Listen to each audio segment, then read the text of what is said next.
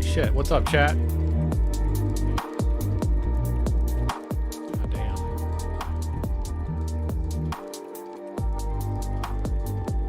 Tell you one thing, I could definitely count on you guys tuning in and want to go live. That's crazy.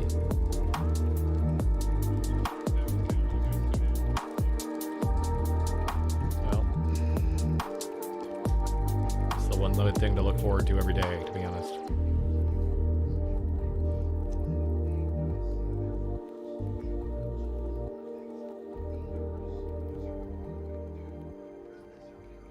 Those lockers, I see you. Thanks you. Appreciate you.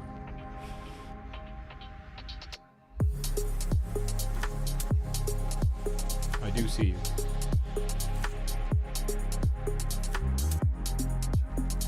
In here every day.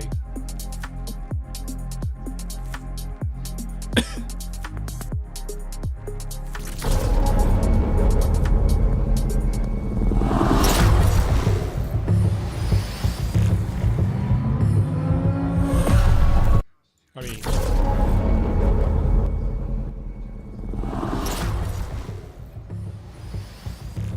who doesn't want it, folks?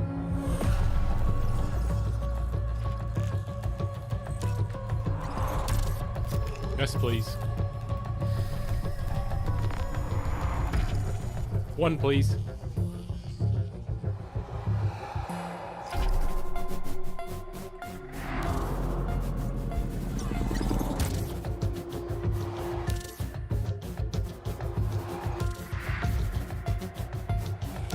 Not bad. I just want the worm.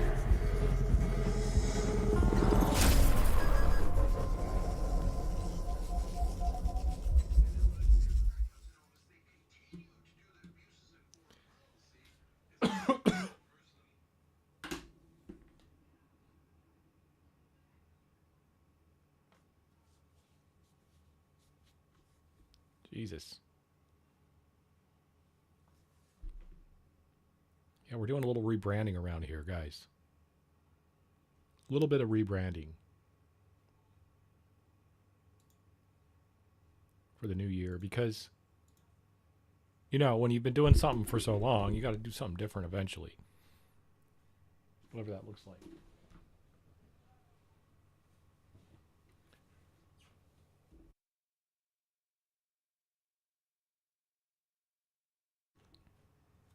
Yeah, I'll take this. That's yummy. Yummy, chat. Holy shit.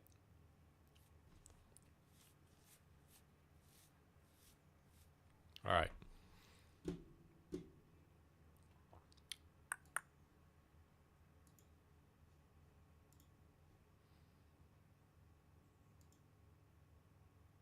We've got a list somewhere. Finding it, chat. How could I add to that too? There's not enough. Okay. Here we go. Welcome to Democracy Now!, democracynow.org, the War and Peace Report. What is going on? What? Something right that's not supposed to be right?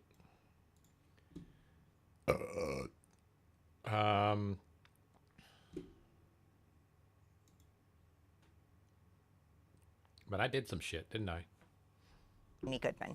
The U.S.-Israeli war in Iran entered a new phase Wednesday after Israel bombed Iran's South Pars gas field, the largest known natural gas reserve in the world.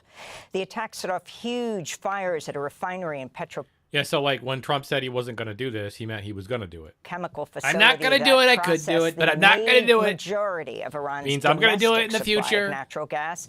Iran's Revolutionary Guard Corps retaliated by attacking energy infrastructure across the Persian Gulf. Within hours, Iranian missiles caused extensive damage to Qatar's Ras Laffan facility, which handles nearly 20% of global exports of liquefied natural gas. Separate attacks from Iran Iran damaged 2 refineries in Kuwait, 2 oil fields in the United Arab Emirates, and a Saudi Aramco refinery at the port of Yanbu, a critical oil terminal in the Red Sea far from Iran on Saudi Arabia's western coast. The escalating attack set off panic in global markets and sent the price of oil skyrocketing as high as $118 a barrel. Several governments in Asia are now rationing fuel, slashing public services, and shortening work weeks to conserve energy. Here in the U.S., Holy gasoline prices shit. are now at their highest level since 2023, are set to climb further. On Wednesday, Vice President J.D. Vance addressed soaring fuel prices after a meeting in Michigan with the American Petroleum Institute. It's not going to last forever. We're going to take care of business. We're going to come back home. And when that happens, you're going to see energy prices come back down to reality. But in the meantime, we got a problem. We know that we have a problem. We're doing everything that we can to address it. The Pentagon is seeking more than $200 billion in additional funding for the U.S.-Israeli war in Iran. That's according to the Washington Post, which reports the military seeking to urgently increase production of weapons expended in thousands of U.S. and Israeli strikes over the past 3 weeks. On Capitol Hill, Republican senators Wednesday blocked a vote on a war powers resolution to rein in President Trump's attacks on Iran. Meanwhile, Director of National Intelligence Tulsi Gabbard testified to the Senate Intelligence Committee that U.S.-Israeli attacks on Iran last June had obliterated Iran's nuclear program with no effort underway to rebuild it. Georgia Democratic Senator John Ossoff asked Gabbard whether that aligned with President Trump's claims that Iran posed an imminent threat to the United States.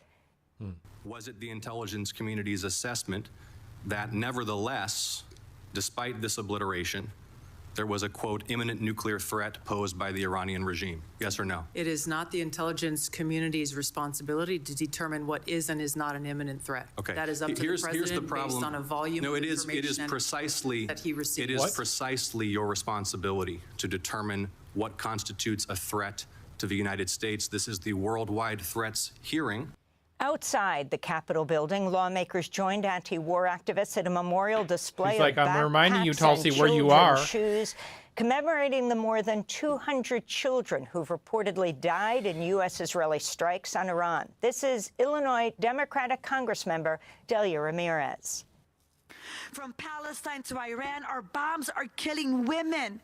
They're killing children, little girls who are yearning to learn. And they're displaced. Wait, I thought we were saving the women in Iran. I thought we were saving them. What happened to that, chat?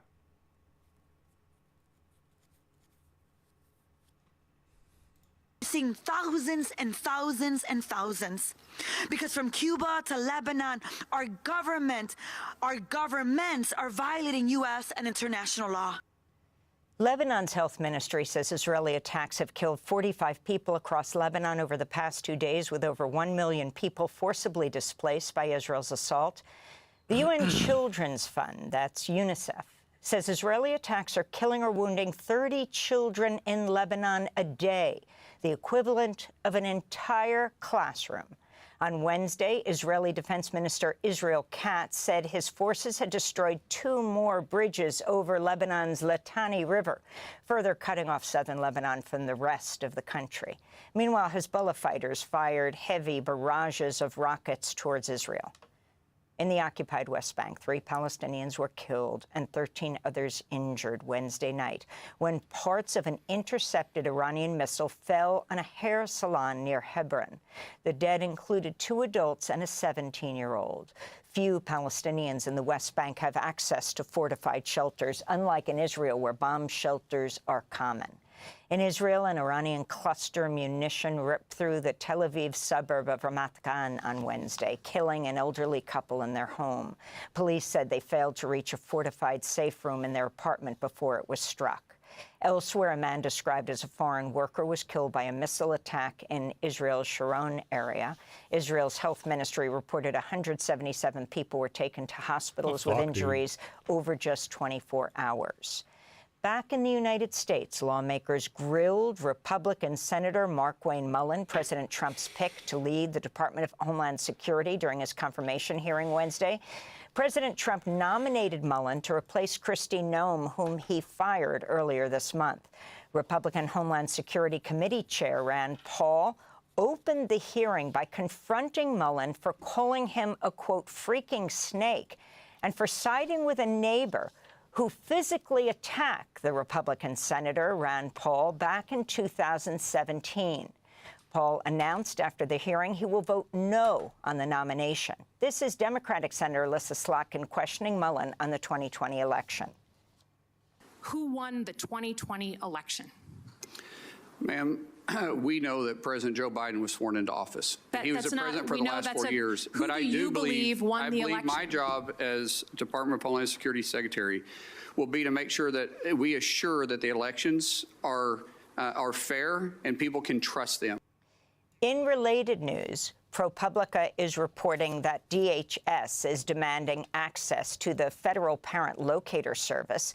It's a database holding the name, address, social security number, employer, and salary of every employed person in the U.S., plus sensitive information on children and domestic violence victims. The service is used by the government to find people who owe child support. Federal law explicitly bars DHS from using the database, but the Department of Health and Human Services is actively considering the request. CBS News is reporting the FBI and IRS are forming a joint initiative to investigate nonprofit organizations over suspected possible links to domestic terrorism. This comes after Attorney General Pam Bondi issued a memo last year ordering law enforcement agencies and federal prosecutors to compile a list of potential domestic terrorism organizations that promote, quote, extreme viewpoints on immigration, radical gender ideology, and anti-American sentiment, unquote. Democrats on the House Oversight Committee on Wednesday walked out of a closed-door briefing with Attorney General Pam Bondi and her deputy Todd Blanche on the Justice Department's handling of the Epstein files. According to Democrats, Bondi repeatedly declined to say whether she would comply with a subpoena requiring her to appear for a sworn deposition on April 14th. The briefing came one day after Oversight Committee Chair James Comer subpoenaed Bondi to testify before the committee. After the briefing, Bondi was asked by reporters if she would comply with a subpoena, to which she simply replied, "I will follow the law." Democratic Congressmember Summer Lee later asked Comer if he would compel Bondi to attend the April deposition, holding her in contempt if she refuses. Comer told Lee she was, quote, bitching. This is Congressmember Summer Lee, who's introduced articles of impeachment against Bondi.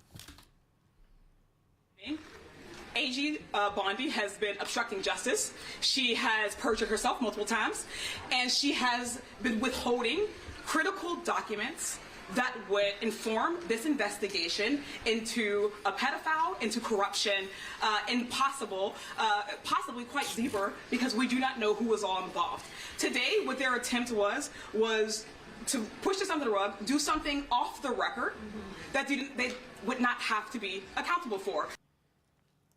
And a New York Times investigation has found Cesar Chavez, the late co-founder of the United Farm Workers, abused, molested, and raped multiple women and girls over the course of decades. Ana Murguia and Deborah Rojas say that Chavez sexually abused them for years when they were girls in the 1970s. Murguia and Chavez said Chavez assaulted her when she was 13 years old. Chavez reportedly raped Rojas when she was 15 years old in a motel room in 1975. Dolores Huerta, who co-founded the United Farm Workers with Cesar Chavez, told the New York Times he coerced her into sex on one occasion and raped her in 1966, resulting in 2 separate pregnancies she concealed by wearing baggy clothes. Both of Dolores Huerta's children were quietly raised by other families. In a statement, Huerta said, quote, "I carried this secret for as long as I did because building the movement and securing farm worker rights was my life's work. I'm telling my story because the New York Times has indicated I was not the only one. There were others. Women are coming forward sharing that they were sexually abused and assaulted by Cesar when they were girls and teenagers," Dolores Huerta said. United Farm Workers announced it'll not participate in any Cesar Chavez Day events this month, while the Cesar Chavez Foundation said, quote, "To the survivors, we believe you. We honor your courage, and we're very sorry for the harm you have carried in the shadows for so long," unquote. Both organizations have established confidential channels for those who wish to report harm. Local officials in California have called for renaming schools, parks, plazas, and streets bearing Cesar Chavez's name. Arizona Governor Katie Hobbs announced the state would not recognize Cesar Chavez Day on March 31st, his birthday. Annual parades in Tucson, Arizona, and San Francisco, California, were also canceled, along with marches in San Antonio and Laredo, Texas.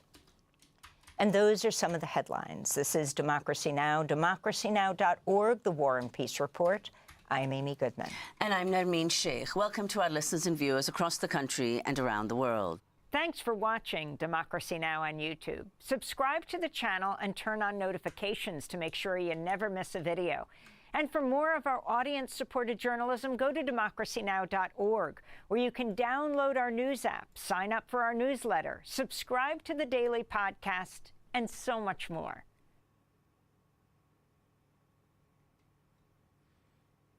Well, good morning. Yesterday at Dover Air Force Base, President Trump, the chairman, and I stood in solemn silence as heroes came home. Okay, chat. Flag-draped caskets. We honored them. We grieved with their families, and we listened. What I heard through tears, through hugs, through strength, and through unbreakable resolve was the same from family after family. They said, finish this. No, they didn't. Honor their sacrifice. No, they didn't. Do not waver. No, they didn't. Do not stop. No, they didn't. Until the job is done. My response, along with that of the president, was simple. Of course, we will finish this. Wrong. We will honor their sacrifice. Their sacrifice only steals our commitment. I wear this bracelet. Staff Sergeant Jorge Oliveira, he was one of my sergeants, or one of my specialists in Guantanamo Bay. Oh. He deployed later to Afghanistan, where he was killed on 19 October 2011. Killed 10 years after 9/11, 15 years ago. He was one of the 1%, the best of America. Not just a guardsman, but a law enforcement officer back home and a family man. No, cry, Pete. I remember him every day, just like so many other men and women of our generation and previous generations who wear bracelets like this. Don't cry, Pete. Just as we will always remember those lost in this conflict. Their names are now etched into our mission. Are they? And into the soul of a grateful nation. What? I stand here today speaking to you, the American people, not through filters, not through reporters, not through cable news spin. Okay. A dishonest and anti-Trump press will stop at nothing. We know this at this point. To downplay progress, amplify every cost, and call into question every step. Sadly, TDS is in their DNA. They want President Trump to fail. But you, the American people, know better. Yes, there are reporters in front of me, but they... He's saying that I'm not American. You hear that? Because I have TDS. They are not our audience today. It's you, the good, decent, patriotic American people. You, the hardworking, tax-paying, God-fearing American. Oh, God-fearing. The media here, not all of it, but much of it, wants you to think, just 19 days into this conflict, that we're somehow spinning toward an endless abyss or a forever war or a quagmire. Nothing could be further from the truth. Hear it from me, one of hundreds of thousands who fought in Iraq and Afghanistan, who watched previous foolish politicians like Bush, Obama, and Biden squander American credibility. This is not those wars. President Trump knows better. Epic Fury is different. It's laser focused. It's decisive.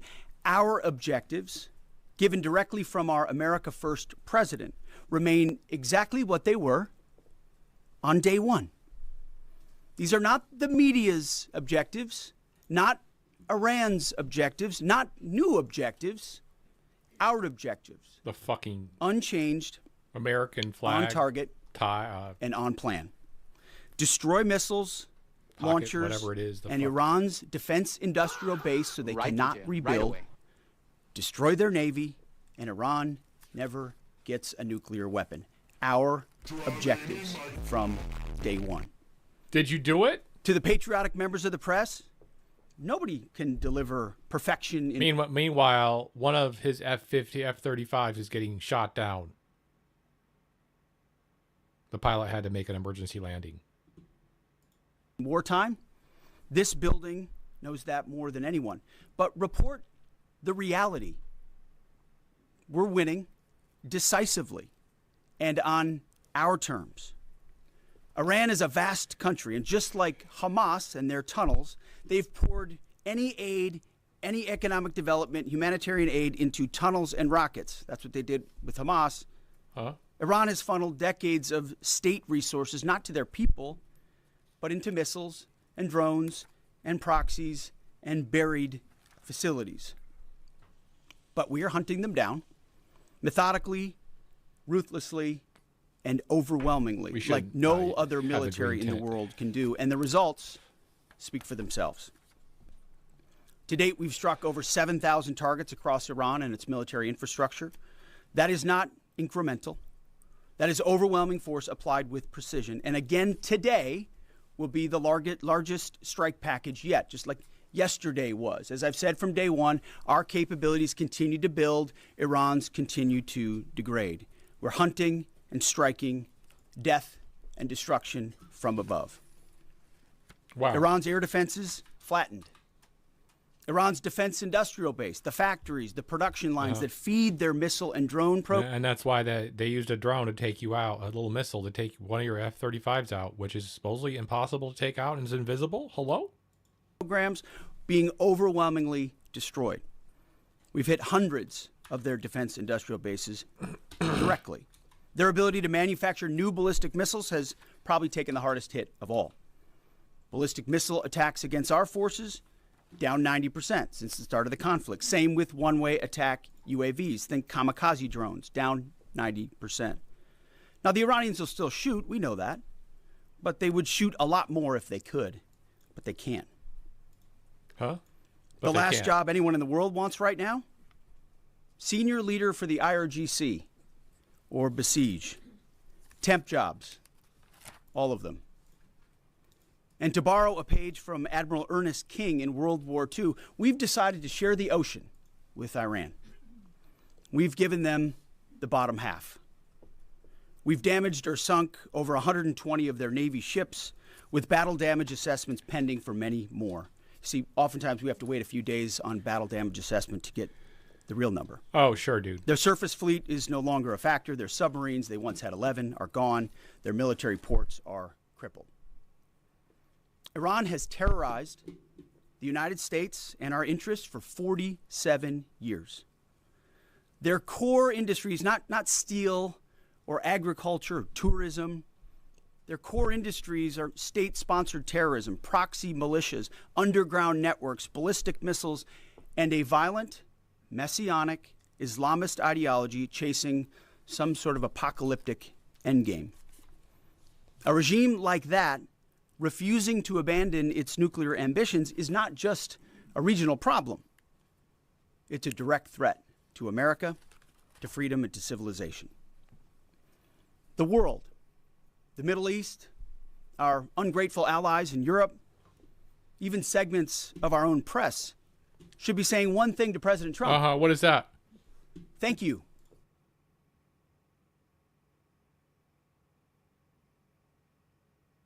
Like, he thinks he throws zingers, you guys?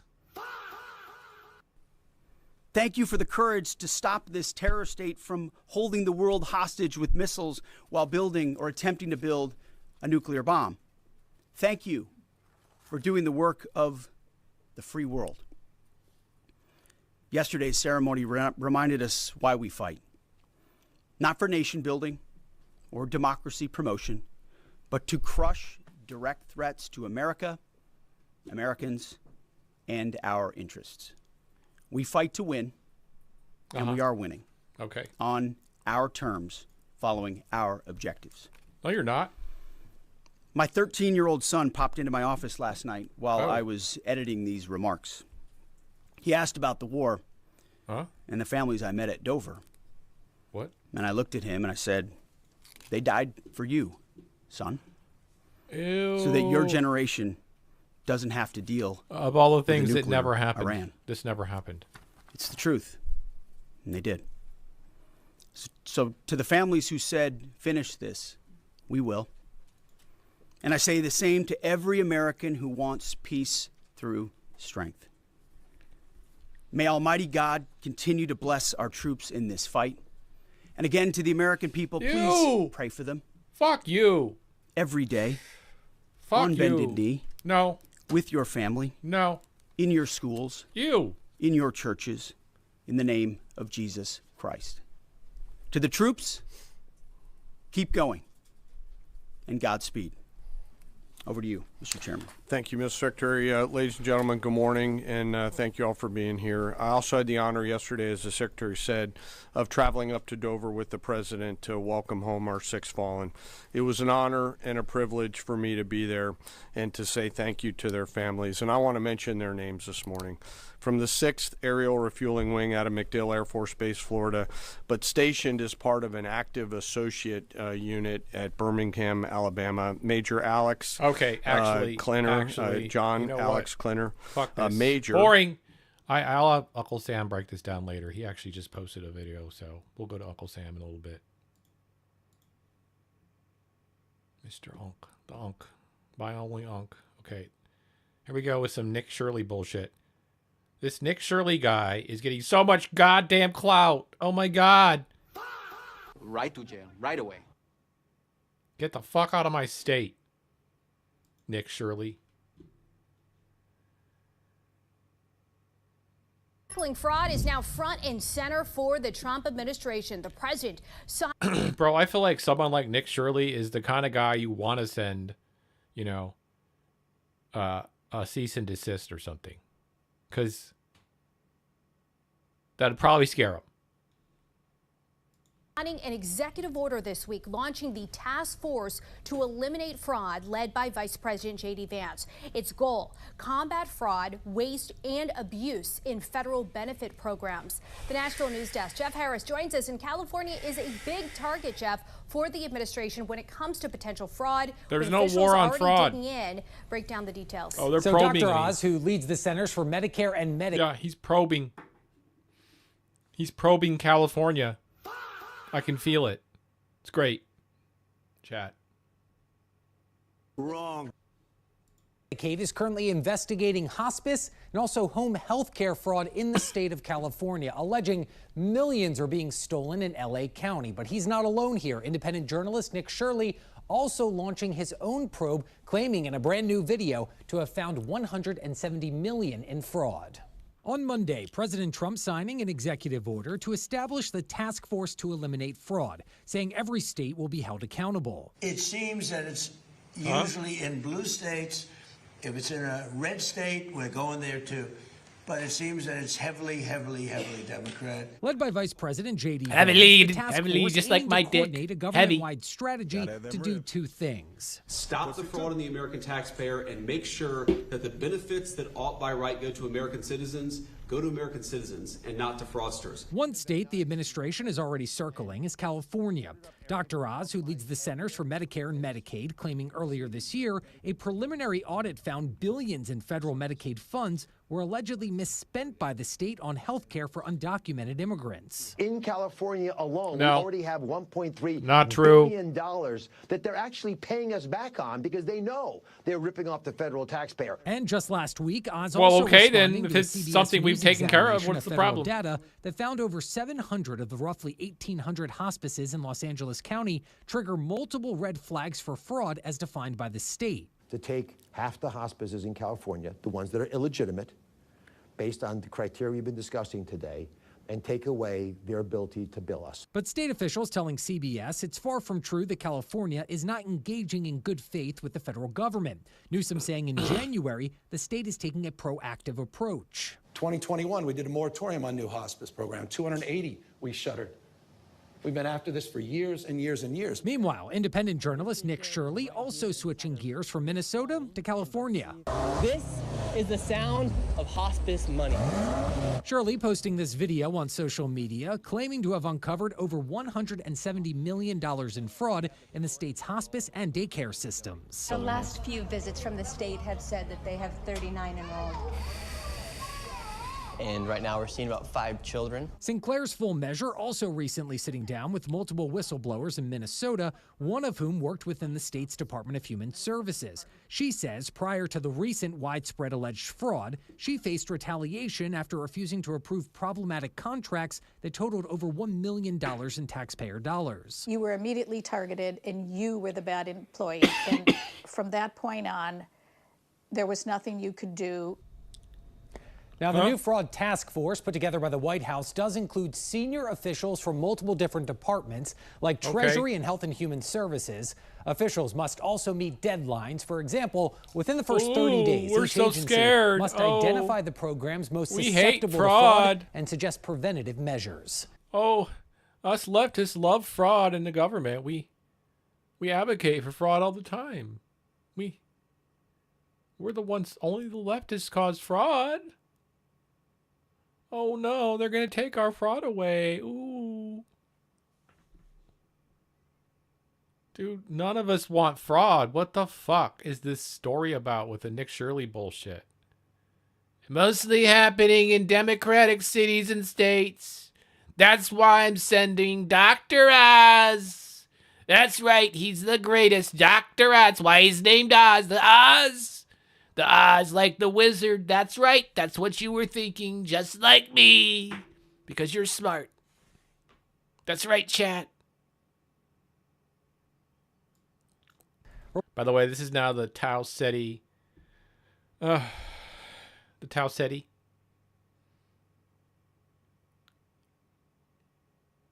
Yes. We are transmitting from Tau Ceti. Reporting for the National News Desk, I'm Jeff Harris.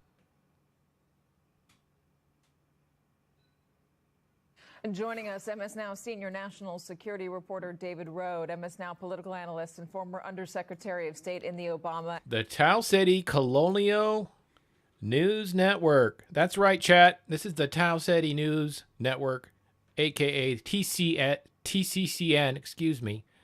Welcome. Welcome to the TCCN network, hosted on the new my channel. We had to take a break and we had to fly to Tau Ceti because marathon. And we are reporting from there from now on. We are actually from Tau Ceti. I'm one of the only humans that survived. I am reporting live from Tau Ceti. I will have a special guest here at some point. If none of you see this, you're going to be very surprised. If some of you that are here that are seeing it today, or not that many of you. Anyway, you'll be very surprised who the guest will be.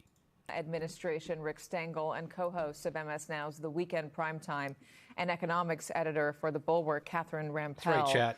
All right, I got let's surprises. start with the energy attacks. The president's... Just like you're surprised when I all of a sudden start talking like our king, Trump the dictator, the best president ever.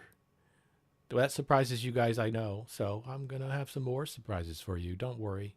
Claiming no knowledge of the Israeli attack on the South Pars oil field. Why is it so significant that that oil field... Gee, hello. All three of these people learned about the Strait of Hormuz in college and in some kind of economics course. I guarantee it. And they're just virtually shaking their heads right now, probably, if they're smart. ...field was struck. It's the largest natural gas like having to repository in the explain world. this.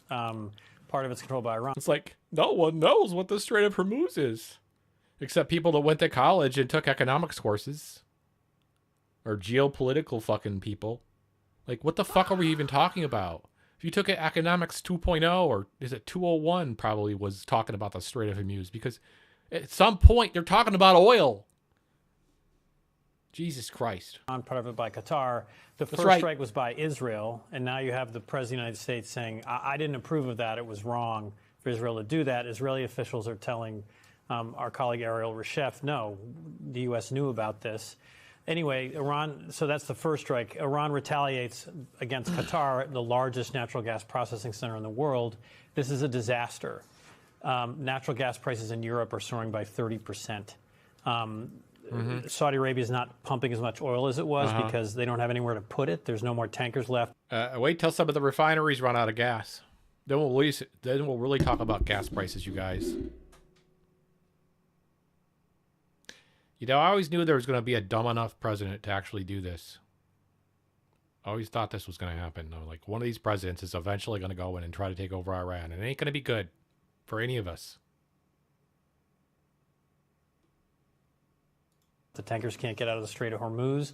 This isn't something that you unwind in a couple days. This will drag on with higher prices and costs. The Journal's reporting Like I the just president said. approved this strike, and he approved out it for the because he refineries believed it running would out of put oil. pressure on the Iranians to reopen the strait. Why would that pressure not work? It's over for the United States of fucking America, okay? It's fucking over. We lose dollar hegemony. We lose it. We lose all of it, folks. We lose it. We lose it. Because we attacked Iran. Well, by the way, Katie, every day he makes the job of his own government harder by contradicting himself, by getting caught up in his own lies. You know, it doesn't benefit the U.S. to have... He's like, I see the Strait of Hormuz behind you, sir. That's right. It looks like a snake with an arched back. How big is the space there? It looks like about 50 million miles. Like, what does he think this is when he sees it on the map strategically? I don't need to say any maps. I know the Strait of Hormuz. I learned in college. I mean, what is happening? You know, it doesn't benefit the U.S. to have this kind of global chaos of interruption of oil chain and supply chain. That's one reason that our interests in the war are different than Israel's. Israel sort of wants to have an Iran that is a failed state. You know, the other thing about these oil prices and natural gas, I'm going to mention a word that hasn't been mentioned all day. Yeah. Today. Fertilizer. Fertilizer is the most important ingredient, about 60% of the world's food supply. That is made with natural gas. 60%. When natural gas is cut off, food prices go up everywhere. And the knock-on effect of this for every aspect of the economy is great. Catherine, join in on that. I mean, this Hey, is you guys your like area of $10 expertise. tomatoes? Talk about the economic damage this is inflicting. Can I get your The phosphorus? damage so far has already been huge.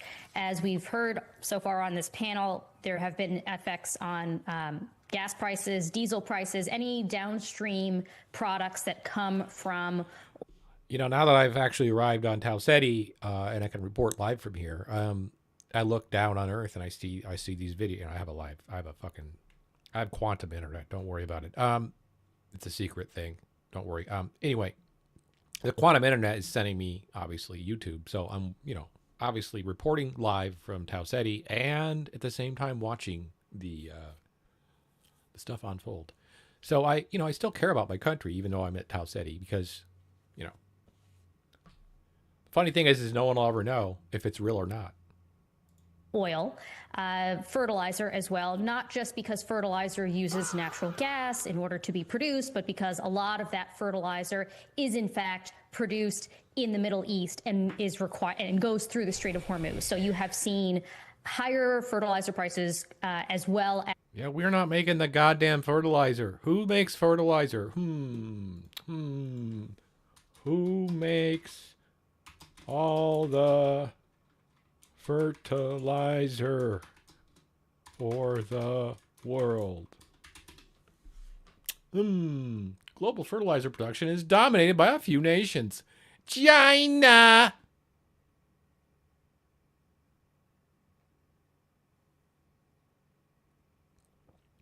Yep, so it's China. Top fertilizer companies. Okay, it's actually Canada is a major global producer. Oh, they aren't even listing the Chinese ones. This is a fucking based AI. Okay, on based AI. Get the fuck out of here, Google. Anyway, China's up there. Obviously, they got to produce a lot of it because they have a lot of crops. They got a lot of people. As already crop prices go up because of those input costs.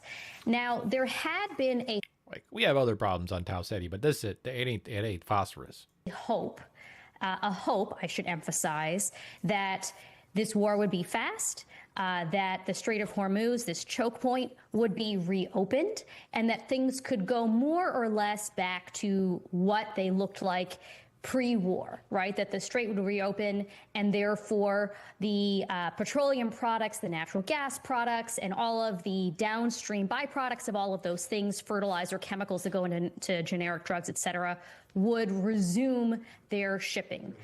What we have seen in the last couple of days that you alluded to is something of an inflection point, because now you are seeing actual natural resources and the refineries and processing plants that are used to turn them into other goods get taken out. Basically, the infrastructure is getting taken out. And when the infrastructure is gone, it is gone. It does not come back immediately. Yeah. It's not like a strait that can theoretically be reopened. Once these oil refineries are taken offline, it will take potentially years for them to be rebuilt.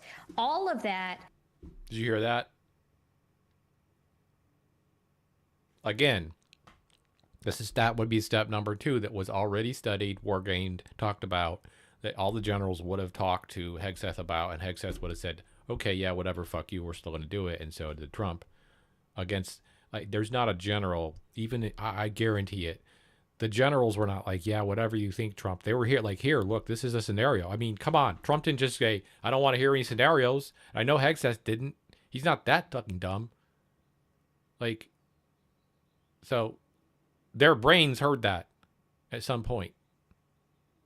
Hey, this has been war gamed out before. We know the consequences, and they're like, my point is they know they want this. They want it. All of it.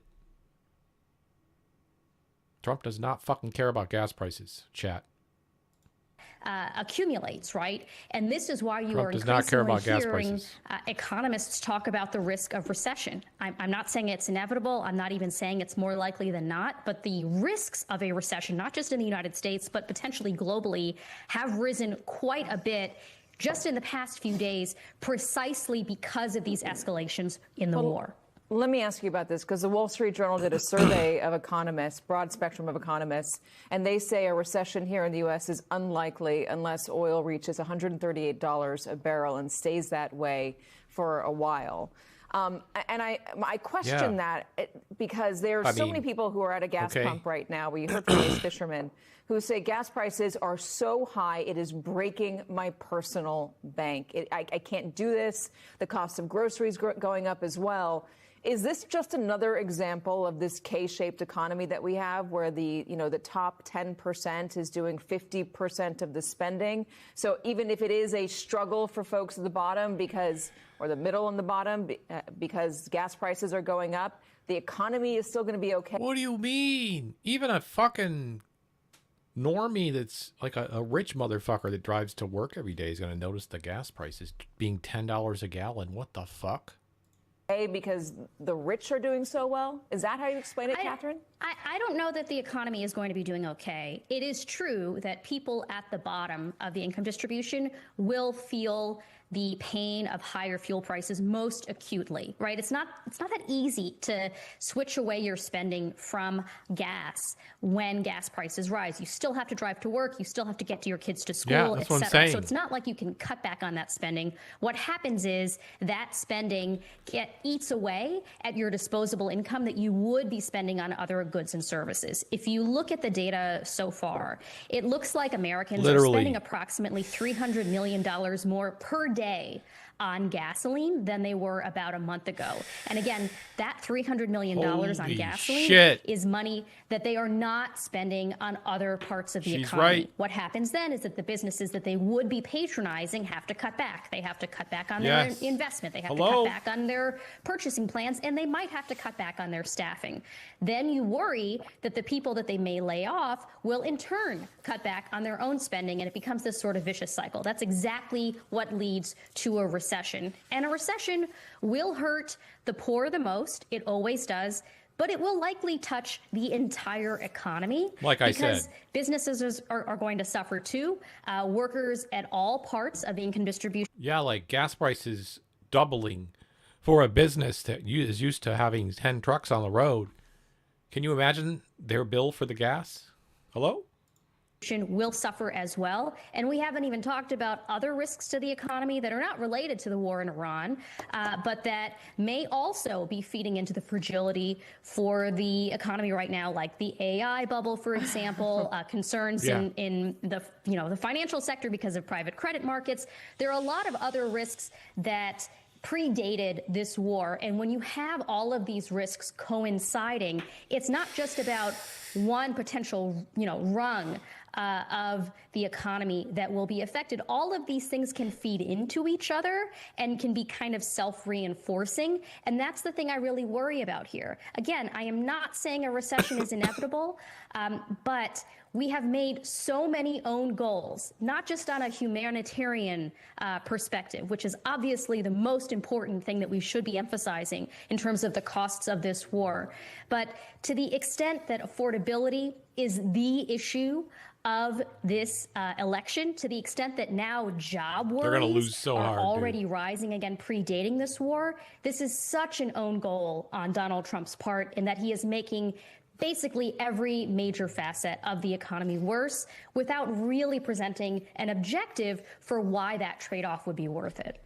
You took the words Agreed. artificial intelligence out of my mouth there, Catherine. Such a good summation of the risks that we are experiencing, that we had been experiencing before any of this. So let's get to why the Trump administration feels it's necessary to be there. Have we gotten a clearer answer today about why we need to be there and what we're going to be doing there to achieve success? What is success? So I've watched this unfold all morning. So Secretary Hegseth starts out at his briefing. He says, we've got these clear objectives, and the one he names is that Iran can never have a nuclear weapon again. Then Director of National Intelligence Gabbard says we only have two objectives, and that's to destroy the Navy and destroy Iran's missiles. Then Secretary of Commerce Bessent says we're going to undo these tariffs on Iranian oil that's being exported, and it's going to cause about 100 million barrels of oil that were going to go to China are now going to go elsewhere. And that's like, well, wait a minute, are we going to seize Iranian oil that's going to China? And then the president announces in the Oval Office, yes, I'm asking for $200 billion more for this war, but we're not going to need to do anything with ground troops. I've just been talking to military experts today. They say you can't secure the Strait of Hormuz without American ground troops. You're going to have to land take the coast island over with at least. Iran, because they can fire Shahed drones from there. I mean, the messaging is all over the place. It's shocking. So we still don't have a clear idea of what's next. What the objectives, how we're going to achieve the objectives, we're just, that there's even meetings happening where these people are coordinating what they're trying to say. What about below the political appointees? What about below Donald Trump, below Pete Hegseth? Are these conversations being taken with serious consideration in a normal way, that the way that it usually happens, or is this incongruity filtering all the way down? That's exactly my question. It's the president, and Rick can talk more about an interagency process. Okay, please. Where you have all these meetings. There were jokes that there were so many meetings in the Obama and Biden administrations that would drive people crazy, these deputy meetings. But the point when there was to figure out worst case scenarios and have exact plans. Right. This is a top-down administration. Every person I see talking publicly is afraid of President Trump. You see that particularly with Gabbard. And so this is the problem. They wait for him to make the decision and fear crossing him on TV. Wow. That's crazy, bro. Literally. Actually insane, bro. That's right, bro. That's right, bro. Lucas, thank you very much. Lucas, talk. What the fuck? And joining us, MS Now senior national security reporter David Rode. MS Now.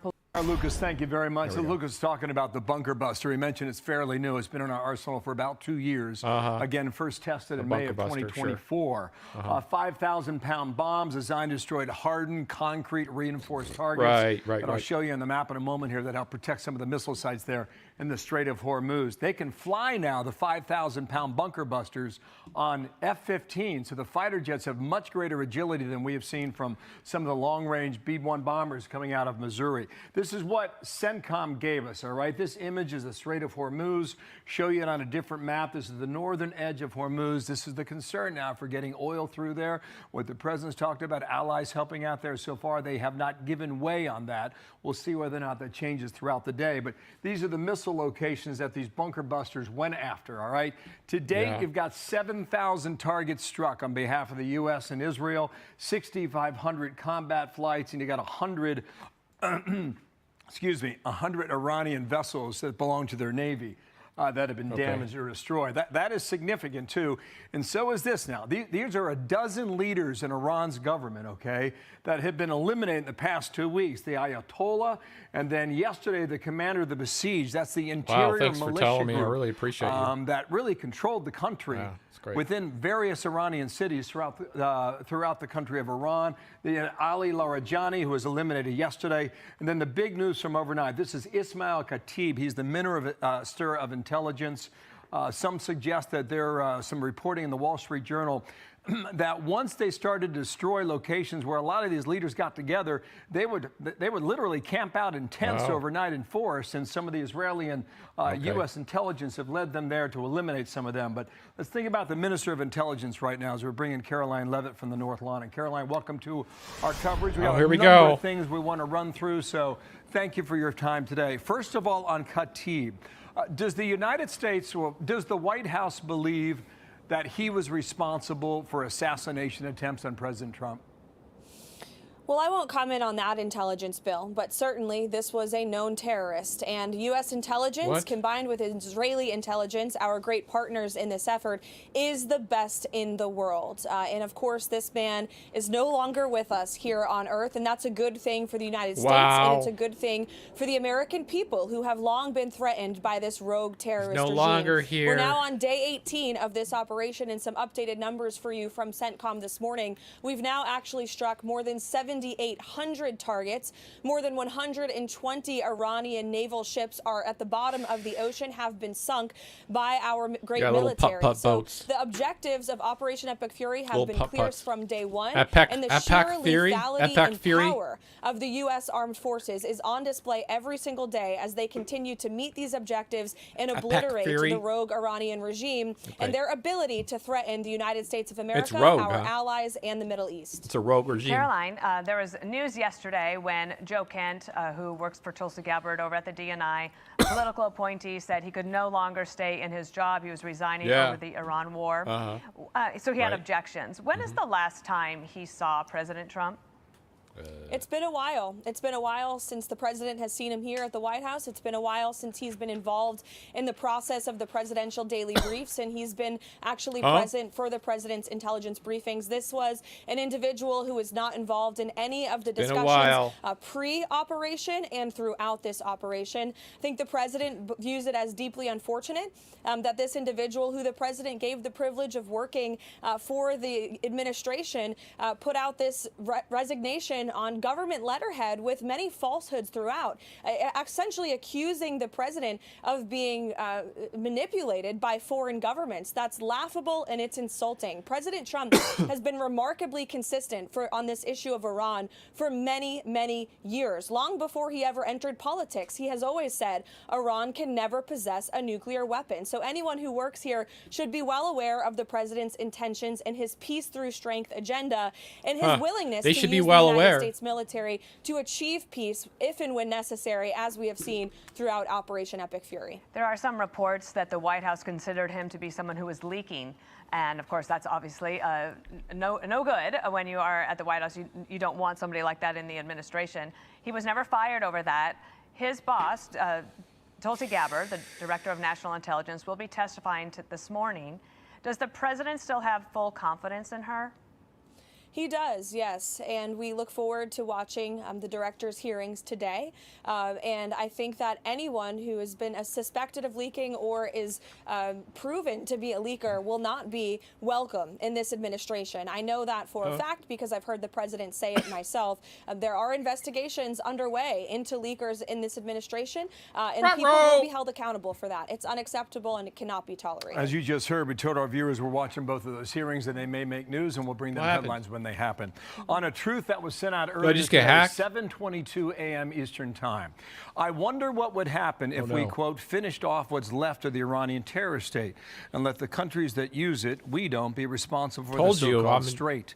That would get some of our non-responsive allies in gear and fast, President DJT. Has there been any movement overnight on behalf of our allies that has softened their position about going through the Strait of Hormuz? Not overnight, but the president and his team, especially Secretary Hegseth and Secretary Rubio, continue to be in touch with their counterparts in Europe and, of course, our allies in the Arab and Gulf region to step up and do more to help the United States in securing the Strait of Hormuz. This is to their benefit, more so than it is to the benefit of the United States. Thanks to President Trump, we are a net exporter of energy. We don't need the Strait of Hormuz for our energy here at home. For the American people, of course, we want the strait to be open. Let the plebs suffer. Who cares? And to stabilize prices and bring them down again. And we have options. The military has options to continue doing that. But the president is right to call on our allies to step up to do more. You know, one of President Trump's guiding principles is fairness, and he has long called out NATO for being what he believes an unfair alliance for the American people, the American taxpayer, and our U.S. armed forces. You look at some of the trade deals with our NATO allies. The president has worked to renegotiate and reset those to make them more fair for the American people and American workers. You look at the fact that the United States has thousands of troops on our allies in NATO's soil. We're paying these countries billions of dollars, and our troops on their soil serves as a deterrent for them. And the president wants the American taxpayer and our American military to be treated fairly. He feels sometimes with NATO they are not, and he's right to call that out, and he's right to call on them to step up and do more, especially when reopening the strait benefits them even more than it does the United States of America.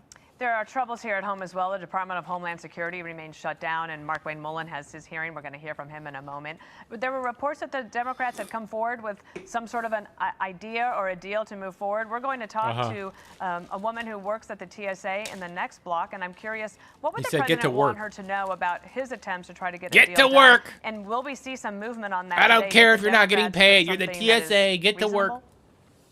Well, unfortunately, we're on day 33 of this Democrat-led shutdown of the Department of Homeland Security, and they have been anything but reasonable. The White House has worked in good faith with Democrats and Republicans on Capitol Hill to reopen the department. We've offered them multiple binding and substantive offers to reopen DHS, including some changes to the way immigration enforcement in this country takes place, and they have rejected every single one of those offers. They've asked for concessions. We'll give them a concession, and then they say, oh, wait, that's actually not a real concession. So unfortunately, these are people who are not negotiating in good faith. You actually had a Democrat lawmaker from Virginia yesterday say that this Democrat-led shutdown is, quote, hurting the wrong people.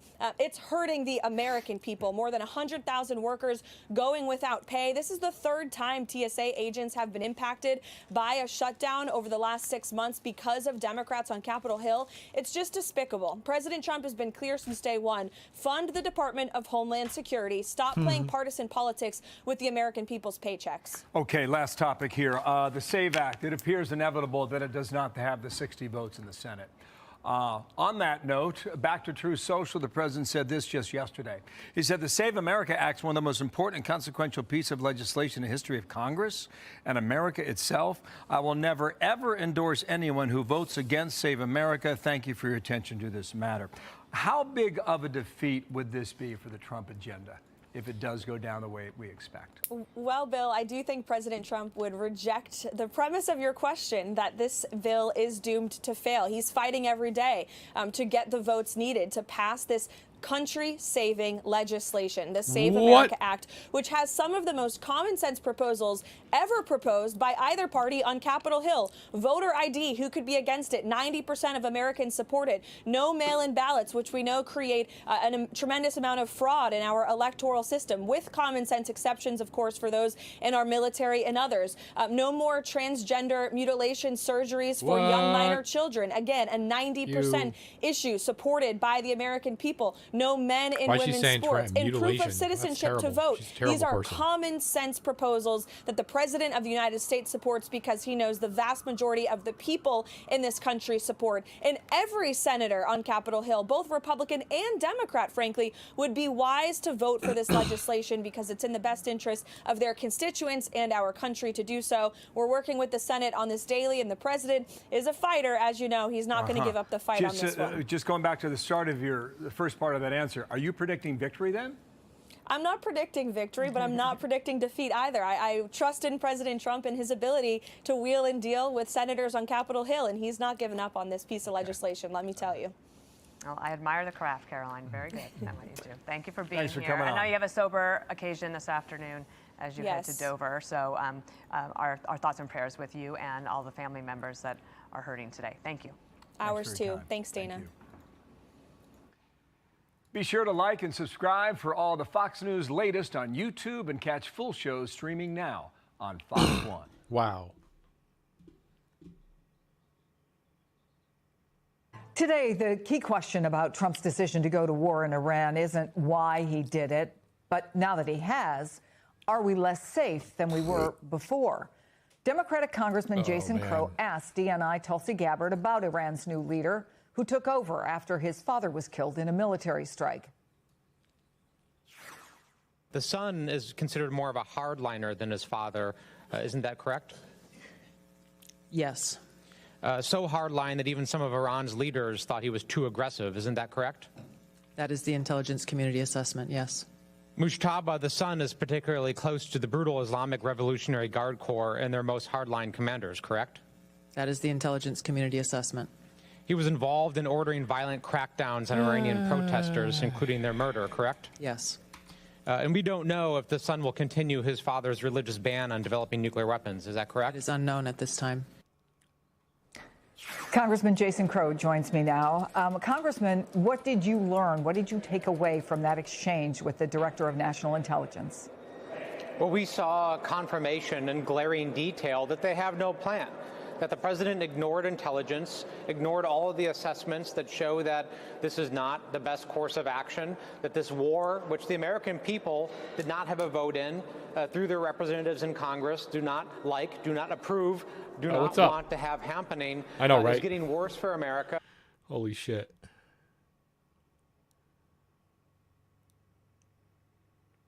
Yeah. All right.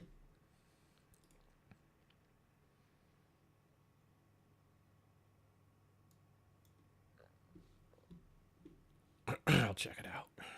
Thanks, friend. That's going to cost us now hundreds of billions of dollars, we're hearing today, and it really needs to end before it gets even worse. I want to play another exchange that your colleague, Congressman Joaquin Castro, had with both the DNI, Gabbard, and CIA Director John Radcliffe about Israel's strikes against Iran's South Pars gas field, which President Trump said the U.S. knew nothing about. Here it is. To what do you attribute Israel's decision to strike Iranian energy infrastructure, despite President Trump's call to keep those facilities off limits? I don't have an answer for that.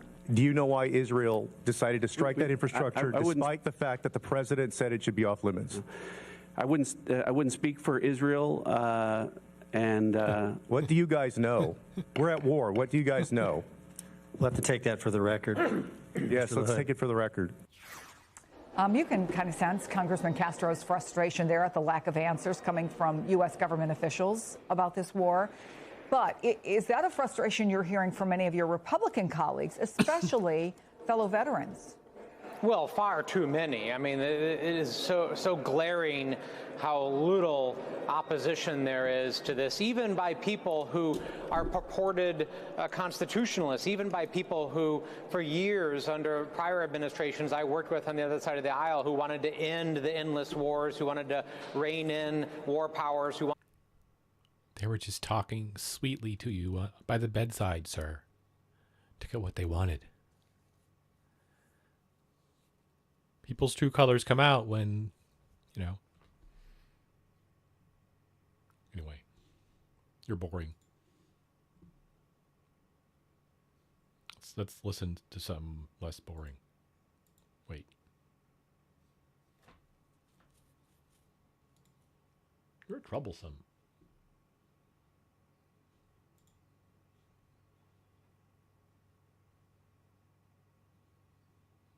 How?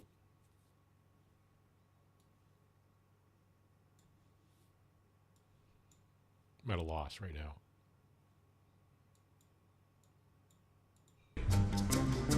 That's tomorrow, and that is it for us today. And we will leave you with a... I can't do it. We'll do it live. Okay. We'll do it live. Fuck it. Do it live. I'll write it, and we'll do it live. Thing sucks. In 5, 4, 3. That's tomorrow, and that is it for us today. I'm Bill O'Reilly. Thanks again for watching. We'll leave you with Sting and a cut off his new album. Take it away.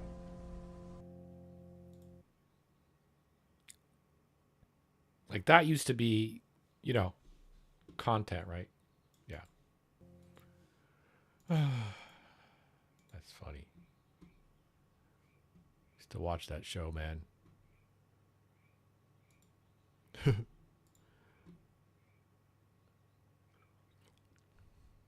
Yeah, exactly. We all know. Yeah. Okay, here we go. We've got Fox News talking about expert exposes Iran's secret plan to hide the U.S. homeland with ICBMs. Or hit. Anyway, I am now the Tau Ceti Colonial News Network, or Colonial Network, a.k.a. TCCN now, so get it right. I've migrated to Tau Ceti. I am living and reporting on my quantum internet from Tau Ceti. Chat. None of this is a lie. Although I am on Tau Ceti, I still am addicted to American politics. I don't know why.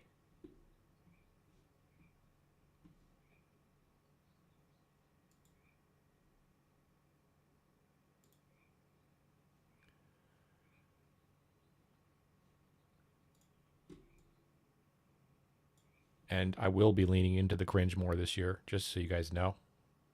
So those that enjoy cringy stuff will be here, and the ones that don't, I guess, are going to have to just suffer. I'm sorry. And Mark Dubowitz is CEO of the Foundation for the Because I know my Trump is already cringe enough, but if your ears get on fire when you watch me, it's probably a good thing. Just let it happen. There's a reason you think I'm so-called cringe. Defense of democracy. So good to have you here. I would imagine, as what Jackie just alluded to, that the Japanese Prime Minister is not coming. Hey guys, actually, politics is cringe. Just so you know, like, no one cares. It doesn't affect my life. Going to come to the White House completely empty-handed. There might be things that she's not able to do, but she'll have something to put on the table. Yeah, Dan, I think that's right. I mean, the Japanese can do a lot. I mean, they have this Article 5 in their constitution that they can't engage in offensive military operations, but I don't think General Kane is asking the Japanese defense minister to provide Japanese... Dude, I understand the sentiment, but I'm here to talk you down. You know what I mean? That's my point. Policies are very complicated without clear rules. It's not like a red... No, you're correct. People that, even me, that are, like... rules kind of guy, right? But not like, I'm not overbearing. You know what I mean? I'm not that kind of guy. My brain wants order. That's all. Yeah, it's very hard to, figure out the nuance between that because it's nuanced language. No, exactly. It's true. It's true, but I guarantee you listen to someone like me long enough, you'll understand it eventually. Like, and I think that's my opinion. Not you. I'm not saying you don't understand it, but any chatter. Fighter jet. That's how I learned, plus all my years of watching it and, Or Japanese. It's the only reason I can live react to it. There's no other way. You can't pop out the womb at 20 and be like, I'm the best politician. Fuck you. Sorry. I mean, respectfully. Navy ships. I think what they can provide are minesweepers. They can provide intelligence, and they can really be part of this coalition. Yeah, you're getting your politics from Aiden Ross. Well, I don't have a video, but I saw a video earlier where President Trump was sitting next to this prime minister, and he said to her something about, why didn't you tell me about Pearl? Why didn't you guys tell me about Pearl Harbor? Oh my God. They depend on the Gulf. We do not for our energy needs. So it's really an economic threat, an existential threat to them, and they need. Now, I think even leftists, in a scenario where there was a war, some of them could be convinced that if there was a clear goal and it was very, very planned out very well, that there would be a reason to do it if there was a result-orientated sort of kind of thing, like you're saying. It's so nebulous every time we go to war. They just pick some weird-ass thing and throw it at us and think it sticks, and then they go lob some bombs on a Islamic country. That's the way it's been going my whole life. I mean,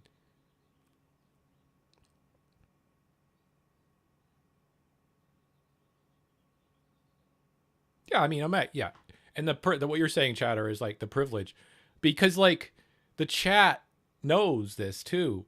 The privileged ones, right, have to protect their quote unquote bubble, right? And whatever that bubble is, like if you go to a job, it's the work, right? There's like what you're telling the people that you're serving, and there's what you're telling each other about the people. You know what I mean? There's always like this bubble, right? It just expands even further. So those people, once they're in the Epstein class, they're all protecting each other for sure. There's an example. That's a really good example to pay attention to, like how each one of them will do everything to protect the other because they know that they're implicated. Once you're implicated, and then once you're in the mob, once you're in the fucking mob, it's like, that's why you're in the mob, because that's why they say you can't get out. You know what I mean? That's like the whole idea. They need to step up. Hey, you know too much now. You know what I'm saying? Like, hey, we got to talk about this. And watching each other as well as the United States. You know too much. Means you're in the mob. You can't get out. You're in or out. Once you're out, you're free game. Like for real. That's how they used to talk about it. And it's the same mentality. Look, in Beijing, Xi Jinping is watching whether this You can actually make parallels, especially now, I used to make parallels between the mob and Trump earlier on in 2016, okay? Now it's like full on. He's just a mob boss. If you look at him as a mob boss, you're going to understand the politics even better, in my opinion. Like, literally like fucking Godfather. Like, that's even what he's thinking in his head. You know what I mean?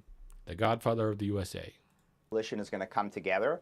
Whether the United States can win epic fury against China's very close ally, the Islamic Republic of Iran, and whether the Japanese... In that instinct that you're talking about that they have to grab the crumbs that the billionaires have is what keeps the whole system going and allowing the billionaires to continue to exist, right? So my argument is once the billionaire doesn't have a reason to exist, i.e. they are taxed out of being a billionaire, they will start to look downward. Which is at us. Right? And move on to another company and give it to the people. You know what I mean? Like, this, it's going to fundamentally change the way, and I'm really stoked that there's more people saying, like, tax billionaires out of existence. Tax billionaires out of existence. Tax them out, just straight up. They get so bored because there can't be a billionaire, then they can move on and make another almost $1 billion company. I don't care. And then legally they have to sell it to the employees at whatever. Then the employees have to run it like an employee-run company, and then that'll be slowly. There's an example right there. That's a good idea.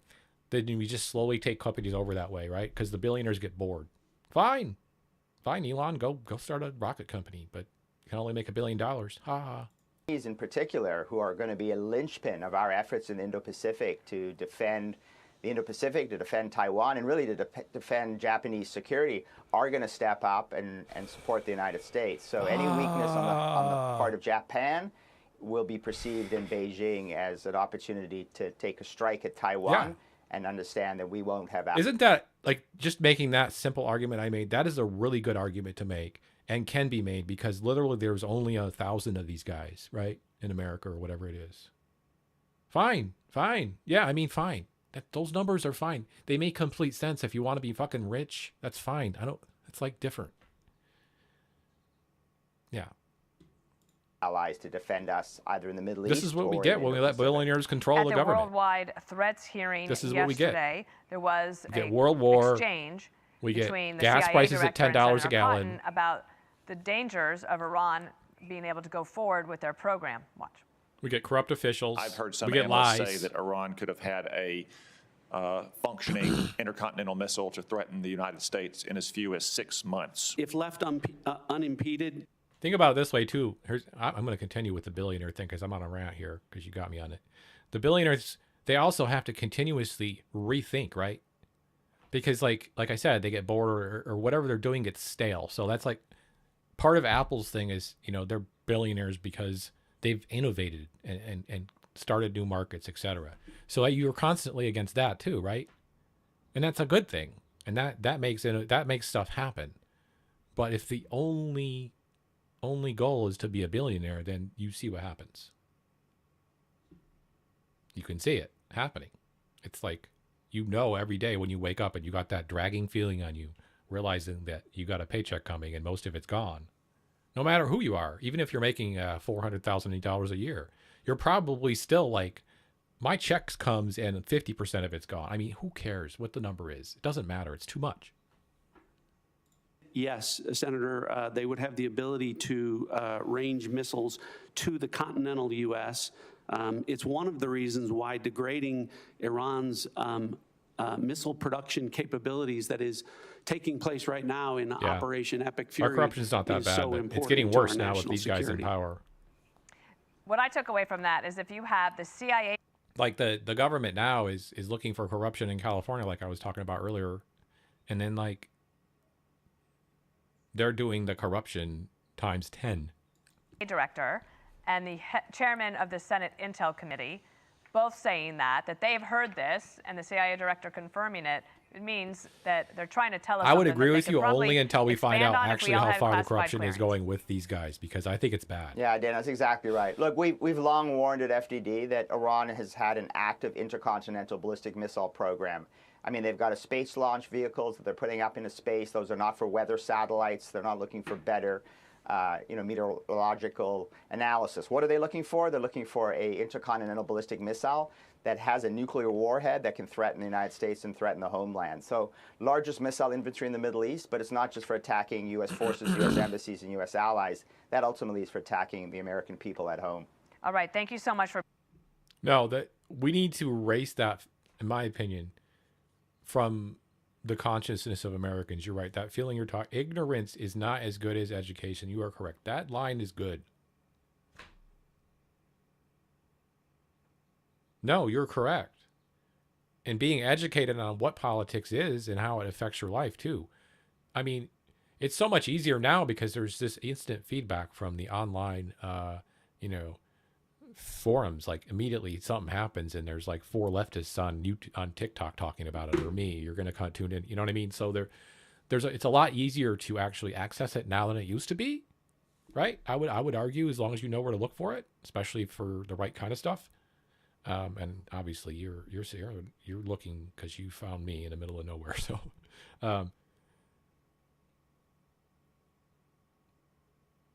but you're right.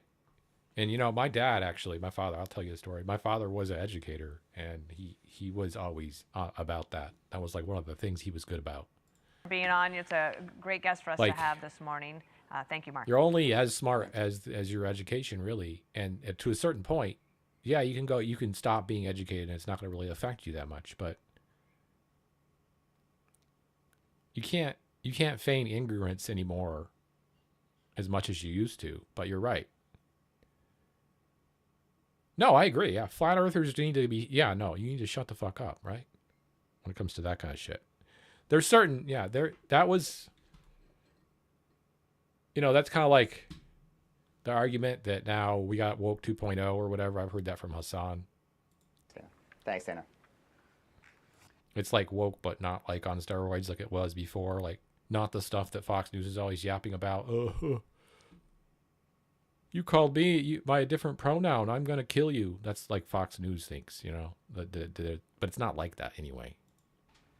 Be sure to like and subscribe for all the Fox News latest on YouTube and catch full shows. Yeah, like woke 2.0 should absolutely laugh at flat earthers and people that are like that. I mean, it's one thing to believe in some ancient history with the pyramids and, you know, how the fucking, you know, whether or not it was somehow like white people that did it. I don't even understand the argument anyway. You know, that's one thing. That doesn't really harm too many people. Streaming now on Fox 1. But running around trying to be like, yeah, the Earth's flat. There's a... All right, guys, let's have some fun. We got to talk about this. Every thinker before us is dumb. And like, yeah, and then there's even to go further, you're right, Chatter, there's like the MAGA crowd where like facts don't matter and quote unquote science. We are going with the science, they keep saying. Like the whole, I don't know. It doesn't win me over. I know the difference between science and, you know, fake news. So, do you guys remember the rapper Afro Man? Respect my opinion. I'm a flat earther. Because I got high. Yeah, because I got of course. high. Everyone remembers that song. Well, he... Dude, I think that Kyle Kulinski, I have to say this, is one of the oldest millennials that I've ever met.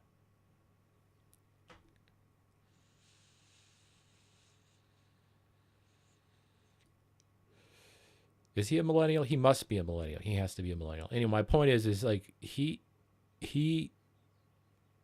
just always probably been paying attention. That's the thing probably about him. That's why he can do what he does. But it's just funny because he brings up things that no one else will remember. Like I know there's no young millennials that remember any of that shit. Mostly. Am I wrong? I don't know. Maybe not. Has got himself into a little bit of trouble lately. But to be fair, he didn't start it. So what happened was the police department where he lived opened up an investigation into him or something like that, or had a warrant for him or something like that. And they said it was because he had drugs, which would be the most surprising thing in the world. But they also accused him of kidnapping or something like that. Oh, shit. Now, it turns out that was total bullshit. Because he got high? It just wasn't true, right? So they got... The police came down to my house and told me I had drugs because I got high. What the fuck? Yeah. This really a bogus warrant.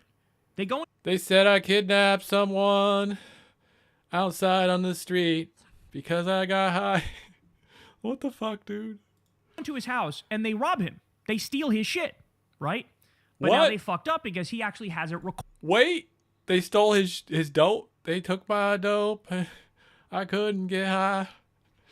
Oh my God, he could take such advantage of this with a new rap. And he can prove that they stole his shit. But then he calls them out on it. But then you know my stoner ass they heard that sue song. him, and they sue him for defamation. So why are they suing him for defamation? Because after he caught them red-handed trying to steal his shit, he started making a bunch of songs, basically like mocking the police, right? And one of them he says, "Dude, I did not see this. Okay, I didn't even know he did this already. He's so smart. That's what I'm saying. That's the thing about it. Of course he's gonna clap back with some fucking raps. It's like he fucked a guy's wife or whatever, and he sings what he's about talking it, about. and it's really Oh. funny, and like he posted online. Can you rhyme? And they get all outraged and they sue him for defamation. By the way, the nerve, right? The nerve to be caught red-handed stealing his shit, and then they sue him for defamation when he like sings about how fucked up and stupid these guys are. Right, chat? So anyway, here's a quick little rundown from a local Holy news shit, segment, and you get like a little bit of the gist of what's going on with this thing. Watch. Should have freedom of speech. I should be allowed to sing about my life. And police officers that violate my home, steal my money, should not be allowed to sue me. In August of 2022, Adams County. Hell no. He can. Are you kidding me? Literal free speech by. It's been in court so many times. Like there was court cases in the 90s for like rappers talking about how they couldn't, do XYZ or say XYZ on the album.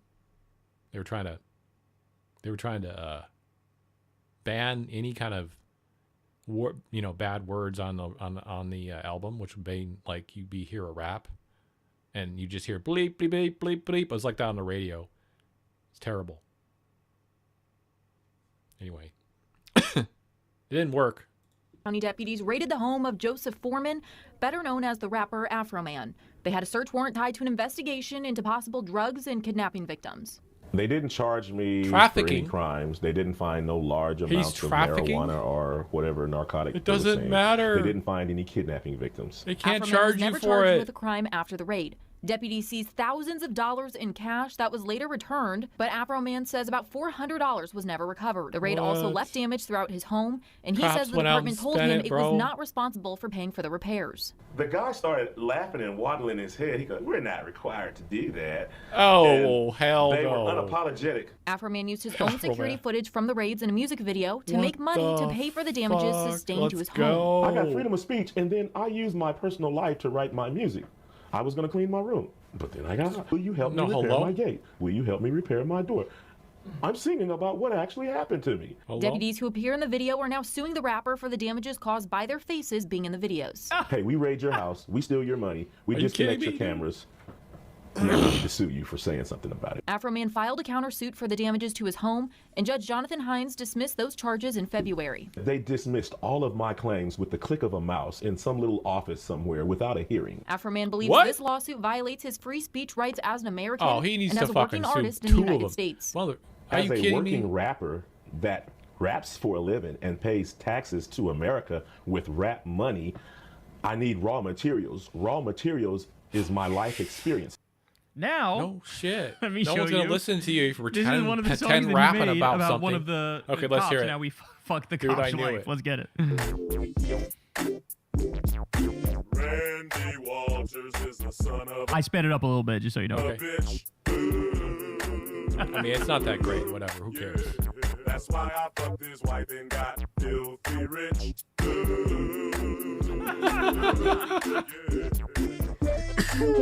Oh! I'm not gonna lie, this shit is sort of catchy.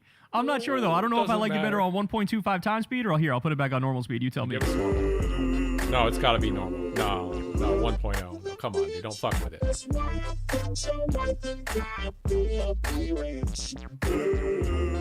Perfectly legal to say. You want to throw hands about it? Bring my $500, bitch. That's what I'd say. Stop stealing my dough. Stop stealing my dough. That's a little catchy. Fix my door, stop stealing my dough. This is fucking amazing. All right, I'm gonna speed it up one more time. Here we go. Why? No. No, it sounds cheesy as fuck. Bro, he's smoking weed. He's supposed to not go fast. What are you talking about? No. You know, if they had, if Twitter had 1.1 times speed, that might be the sweet spot for this song. He sort of freaked it. You're not a DJ. Randy Walters is a son of a bitch. Ooh. Bro, you're not a DJ. I am. Shut the fuck up. I'm kidding. I have love you, fully Kyle. leaned into the fact that I am. Oh no. A little bit. We knew it. I'm a little bit of a bigot. Yup, it's true. Here we go. My ex-queen. Too bad. Too bad on her. Used to tune in every day, all excited at 3 o'clock. Hey, Anna Kasparian, Jank Uger, the best on the internet, on YouTube. No fees, no nothing. All saying the right shit most of the time. I so don't agree with them all the time, but who cares? You're dead to me, Anna. Of a genital prude. So, like, I don't want to be in a women's locker room with a dick swinging around. I just... Bro, I'm in a locker room with men. I don't swing my dick around. Are you kidding me? We don't walk around swinging it like a fucking... Especially in the locker room. What? Most of us are flatulent when we're fucking in the... It doesn't swing around that much unless you're staring right at it and walking around looking down. What? Shit, most of the time guys are wearing towels. What locker rooms are you in? With men. Don't. Sorry. Neither do I. Sorry. I'm already laying into her. Anna Kasparian is doubling down on some of her most Karen-esque bullshit comments, and she did it on this bizarre show I've never heard of. What? This looks like an Nina AI-generated Infinity? logo. Oh, like this GTA show? style kind of logo or something, but I don't know what Nina Infinity is. It seems like a fucking right-wing podcast to me. You know, there's Secret to videos Sydney on this Sweeney. channel like J.K. Rowling destroys Oh, Emma yeah. Watson. So Oh, this is yeah. like a turf channel. You know, this is a channel where they praise Oh, this is a Rowling, yeah, a stuff turf like that. channel. So, Okay. just for some context, this is the show Anna decided to go on, and again, I was shocked by just how much It's she gossip immediately time, decided folks. to pander to Very these nice. idiots who run this TCCN show. has got the Verbal gossip Riot coming from and Earth. Nina Infinity. I'm like, what are you Don't fucking worry. Pokemons or something? Like, what? Tau why said do you he's have such safe. stupid names? But that's not really the point. Anna think. just immediately starts pandering to them in the most disgusting way and doubling down on some of the comments that she's gotten the most backlash for good reason. It's like I smoked weed. It's more, my song would be, I smoked some weed and forgot the pan was on and it caught the house on fire. Doesn't rhyme too bad. I think so. She's gone through like a bunch of cancellations from both sides, and I think it's nothing to her now. Verbal it just riot? bounces off of her, Oh. like whatever I people don't say. And think I verbal riot's admire any that so good. much about her and you, because I think like Oh. you're kind of the same Oh, way. I in a like you, sense, Anna. because, I mean, I see the absolute visceral that comes at you online, and I'm like, yeah. Oh, visceral, I huh? have to learn to like be more like Anna Kasparian. I have to learn to just let that shit like just roll off your shoulder. How do you do it, Anna? How do you do Well, it? I mean, it didn't start. She hella doesn't, Wow. bro. She hella doesn't. She's up every night name searching. She's getting pissed off with a glass of wine and just fucking freaking out at people in the replies. I guarantee you. Yeah, no, 100%. That shit like just roll off your shoulder. How do you do it, Anna? How do you do it? Well, I mean, it didn't start off that way. They would get under my skin so much back in the day, but I had to make a decision, and the decision was, okay, so for X number of years, might be 1, might be 2, might be 3, I'm gonna have to go through a lot of pain to purge these psychopaths from our audience. And the pain isn't just the harassment directed at me, it's also That's a really bad response. That's what I'm saying. You're dead to me, Anna. so the And by the way, she's talking about her former adoring audience, the people that literally supported Me. her and basically Me. enabled her to have the career that she had by Me. actually tuning into the dribble coming out of her Me. fucking mouth for fucking years. Me. Those are the people she's throwing Sorry, under the I'm bus. I'm pissed. Not just a bunch of random Twitter accounts. No, literally the audience of people that tuned in to listen to her blab for 2 hours every single weekday for years. Thanks, They're brother. all psychopaths that needed Yeah, to be thank you. purged I'm from not the a fucking audience. psychopath. Because once you changed your tune, they didn't change their tune. Once you Yeah. changed your tune, they God, took note. you're so and correct, had some sir. Thoughts. Isn't that just disgusting? It is. Yeah, it's Thank fucking you. crazy, and it's so the narcissism is so palpable. The See, it's like I'm not the only one that feels that way. It's good to feel. It's good to understand that, especially coming from where I come from with this kind of shit, doing it every day. lack of introspection is unreal. You have, as Gavin put it, right? People who gave you a fucking career, people who gave you a life. Gavin and I are so grateful to our audience. I mean, we can't even put it into words for you guys, I'm right? Like, we grateful to would have my had to go and audience, like too. fucking, do some shitty ass job. Now we get to do something we love for a living. Like, we take that very seriously. Anna is just more. I haven't been given enough. She's like fucking Veruca Salt in the Charlie and the Chocolate Factory movie. That's nuts. Yeah, True. 100%. It's going to get even more crazy, but holy shit. And the pain Oh, isn't just the yes. harassment directed at me, it's also the loss of revenue, hurting the show, whatever. Oh, And you've heard whatever it you from might think Cenk, about huh? Cenk Uygur, you have to give him credit for letting me be me and not punishing me because we went through a really difficult financial period. Oh, because but we he blamed lost. it I don't on even know you. what percentage of our audience but we did lose a lot of members. Our moderators Yeah. quit because they were very Yeah. offended that I didn't want to be referred to as a birthing person, and I stand That's by not that. why they I quit. don't care if you're a moderator and you want to Wow. quit over my preferences, then see you later.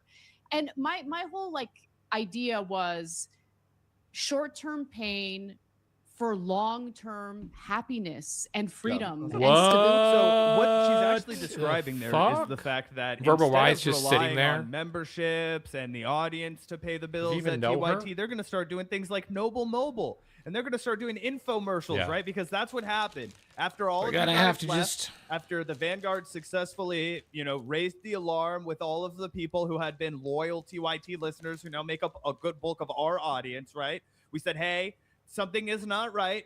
This needs to change. And instead they were like, yeah, we're going to become a right-wing media outlet now. We're going to abandon our principle of being funded by you guys. And we're going to start having, Andrew Yang come and promote Noble Mobile. We're going to rename it the Polymarket Studios. We're going to take money from all kinds of corporate places. We're going to be no different than corporate media. We're going to have a chapter come in and be able to tell us, hey, we're not supporting Medicare for all anymore. Hey, we're not supporting a public option anymore. Why don't you knock that shit down to negotiating drug prices? Yeah, we like the sound of that. And also run an infomercial for our Medicare advisory firm as if it's news. Go ahead and do that. That's what they're doing instead, right? Because Anna was... I'm sorry, but like, the one thing you can't be is a leftist and exclude any group. Except racists and pig dogs. more interested. Racists, fascists are okay, but the rest of them, in spreading the rest of everyone else, the left, if the person you're talking to and they're excluding some group of people, they're not a leftist. Talking points and destroying their network. Like, I want health care for my enemies, quote unquote, right now. So now they're making it much more corporate propaganda, and she's happy with that because now she doesn't have to listen to anybody dissent from her. Yeah, 100%. Just completely Including fucking her. insane to admit this. And yeah, let's hear some more. And it is really interesting to hear that, like, yeah. Because is she the enemy? Kind of. She's a little bit of the enemy to what I speak about, which is inclusion. Because she's excluding, and she's admitting to it, and she's joining the TERFs. And the TERFs are a problem. As a result of their grifting, their audience really did punish them, right? It's not just us over here.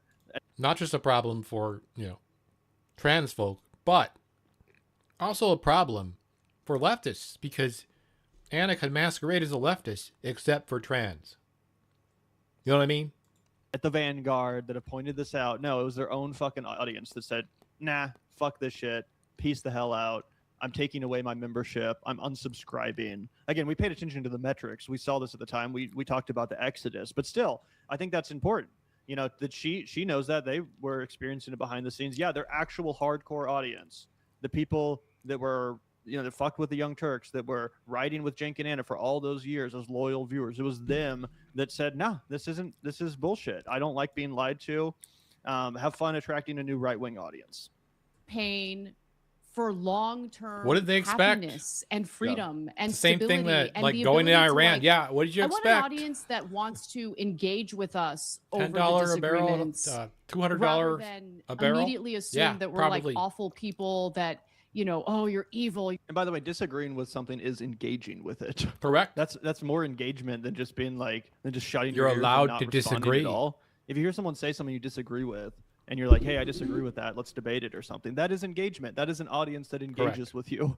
That's not the whole one that idea. just blindly worships you like a sycophant or something. Apparently that's what you What? actually want, Mhm. but that's not the same as engaging with you.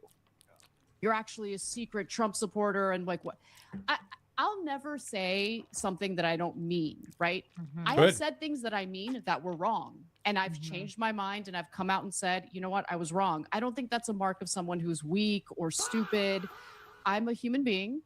And Very I nice. entered this line of work when I was literally 20 years old. I'm now almost 40. So you're going to tell me that I'm supposed to hold the same exact views on everything from 20 to 40? No, F that. That's not who I am. No, the fact that you've been doing the leftist thing and progressive thing forever should actually reinforce your ability to understand the nuance behind the fact that you're not supportive of trans folk. And you're gonna sit here and talk the way you do about trans folk, swinging their dicks around in the fucking locker room, and oh god, I don't want to see that. It just shows you don't understand it, or you're choosing not to. You know, no one is like that. No one's like that. And But also, I'm sorry, really quickly. Under your position, you have to Much understand. common sense has left, right? The building. What does verbal right have to say? Again, growing up in California, being in Hollywood and all this other stuff, like, obviously I have a bunch of gay friends, right? I have friends who are gay, and I love them to death, by the way. So here we go. All of a sudden, Oh I'm my a God. homophobe, or I'm a phobe of some kind, because I don't believe that a man in a dress is a woman. Like, it's stuff like that. And look, I know if you want to be a transvestite or drag queen or whatever the fuck you want to be, And I he don't said- care. he Live says your life, transvestite, man. Like, too. you know, Like, you we can only tell get one he- of these. So if you want to, you know, wear nylons and a Okay, garter see. belt, that is. Like I said, go verbal for it, riot bro, ain't no good right? either. But I'm not going to believe you're a fucking woman. Like, I'm sorry. Like, it's not going to happen. Now, here's the thing. I'm not saying that it's not a complex issue. I'm not saying that there's not, like, chemistry. thank you. You know, Can we there's a pause lot it? of things that I could. Okay, under his to continue his logic, then if you're gonna look at a trans female that's presenting female, a trans person who is presenting female, and you're gonna go, okay, I'm judging this person and saying, sorry, I'm not gonna call you a her, because, you know, I don't respect the fact that you're trying to pretend like you're a her. It's basically what he's saying, right? Okay, then to use your logic, sir, if you would you tell another man that, since you're actually saying this person's a man, what that man is telling you, quote unquote, I'm using his logic, I'm not saying that person's a man, but under his eyes, he sees that person as a man. Why is he disrespecting that man by not calling that man as she? Like like that person's asking for. Back up. Hello? Not up Shut or the shut fuck up and call the person as she and move on. And that's it. Cook Ruddy is now You don't got to phone. interact with that person again, bitch. Your logic is full of holes, sir, Mr. Verbal Riot, along with Anna experience. Like, there's no other way to look at it. Oh shit, Cook Ruddy, thanks for the follow. So fuck you. Fuck you, TERFs. Fuck you. Yeah, I got lots of gay friends, and don't worry, I love them to death, but, you know, if one of them puts on a dress and says they're a woman, I'm going to fucking what? Fisticuffs with them? What, you think they're going to hit on you? What are you, man, scared of your man? What is the problem? I'm a cis male sitting here asking this question who understands all of this. What is your problem if you don't understand it? You're choosing not to, and if you choose not to, stay the fuck out of it. Keep your mouth shut about it. Anna?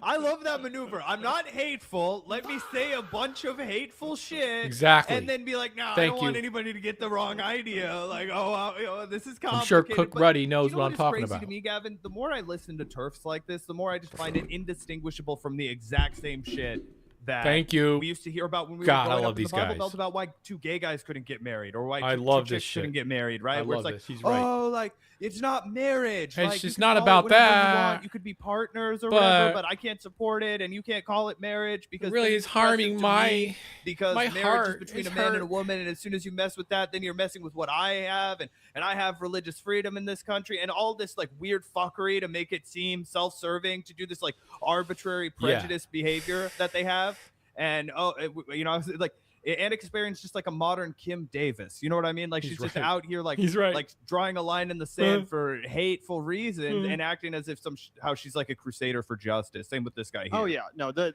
It's a sad hill to die on. It's crazy how almost identical they are to a lot of the anti-gay talking points from that time period where you were referencing. I mean, even going back to the "it's not natural" thing. You hear that about trans people all the time. It's like, well, it's not natural to change your gender. It's not natural. And not only that, if you're confused about gender, no pronouns and all that shit, just call people they. Just say they when referring to them instead of she or he. It's easy. Change your words. Natural to say they. Transition. Well, guess what? People were saying the same fucking thing about gay people. They were talking about how, well, in nature, to reproduce, a man has to put their penis in a woman's vagina, and anything other than that is unnatural and therefore unholy. Right? It's basically the same fucking line against trans people, just with a slightly different context. And it's just as disgusting, and it's just as fucking low effort. Fucking 1980s thinking. Incorrect. Okay, it is 1980s a bullshit natural thinking. Phenomena observed in nature to be both gay and to be trans. Go back and move on. Go on with your heterosexual self. Years, trans people piece of have shit. existed. It is very natural.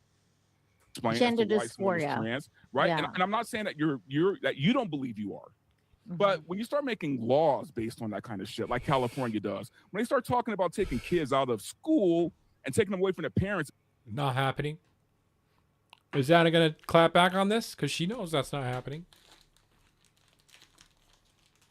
She lives in California. She knows that's not happening. Okay? Kids are not getting taken out of school. But they don't acknowledge that shit at 4 years old. Yeah. She's nodding her head. But just putting that aside, like my views on, transgender people just putting it aside? I don't want to disrespect them. I don't want to treat them inhumanely. I will respect them to the best of my ability, but I also expect the same respect in return. If what that do you makes mean? any sense. So no. for instance, I have fully leaned into the fact. And imagine saying that about any other group of people. Like, when it comes to black folks, I'll the best respect, the most respect I can muster, but I expect it in return. Yes. They better expect me, but they better respect me. Holy back. shit, it sounds Like, racist imagine as saying fuck. that about basically any other fucking the Jews. The Jews, yeah. Yeah. I'll respect the Jews to the best of my Don't ability. even say it, dude. But I expect some Don't respect even fake in say it. return if I'm going to keep respect. Don't even say that. If they don't respect Sounds me, so bad. then who knows? I might become a massive, flaming bigot. Like, just it's imagine like, saying that about any other call group. me a It's racist? honestly unthinkable. Well, I'm a racist now. You made me a racist. Fact that I am a little bit of a genital Word prude. hex. So like I don't want to be in a women. What was that? What was that? What? Any sense? So for instance, I have fully leaned into the fact that I am a little bit of a genital prude. So like I don't want to be in a women's locker room with a dick swinging around. I just don't. Sorry. Okay, verbal riot. Yeah, And me for either. those who are What? comfortable with it, great. That's on you though. Okay, there are women who have Verbal been riot. Yeah, I've raped been in and the women's sexually locker room and assaulted. seen her when dick they're at a swinging Korean around with spa my own. and Immediately having to bring that up in order to justify your transphobia. It's like she realized she said she's something transphobic. She realizes she said something super transphobic. So immediately to justify it, bring up rape. Bring up the fact that some women have been raped. Some trans people have been raped. What? You don't just get to pull that card in order to justify fucking disgusting transphobia. For one, if there's trans women don't even necessarily have a penis for the first part. A lot of them have undergone bottom surgery. Second of all, if they do still have a fucking penis, they're definitely not swinging it around in a locker room. Like I You think they're said. happy about the fact that they still got a dong swinging around between their legs? No, they're probably seeking out bottom surgery as they fucking go about their business, right? But they haven't had it yet, or maybe they decided not to, and they're like tucking it or whatever. They're not letting it swing around. They're not showing it off. That's the opposite of being trans. The whole point of being trans is to hide that shit because they don't feel like it belongs there.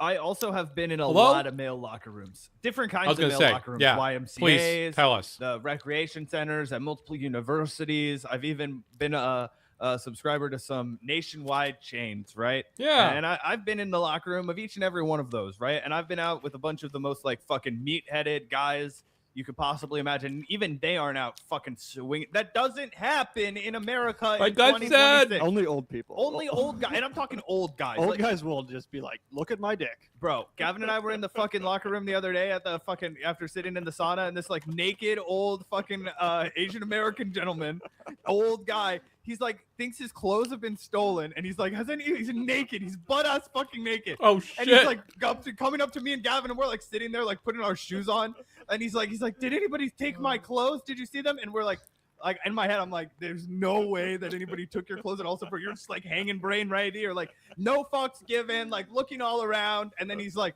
5 minutes later, he's like, don't worry guys, actually my clothes are in here. I got the locker wrong. I was like, yeah, well, all right. Please put some pants on. Yeah. And again, that was a cis man. Oh yeah.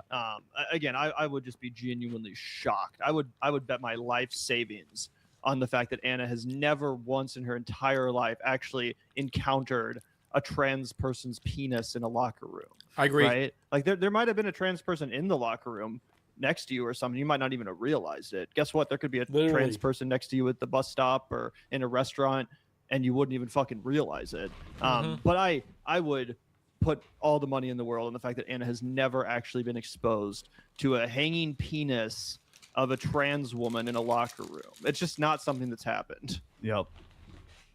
Okay, there are women who have been raped for the men's locker room with a dick swinging around. I just don't. Sorry. Neither do I. And for those who are comfortable with it, great. That's on you, though. Okay, there are women who have been raped and sexually assaulted, and when they're at a Korean spa and suddenly they see a male genitalia situation going on, they're gonna feel threatened by that. They're gonna feel uncomfortable by that, and the fact that like the way actual like.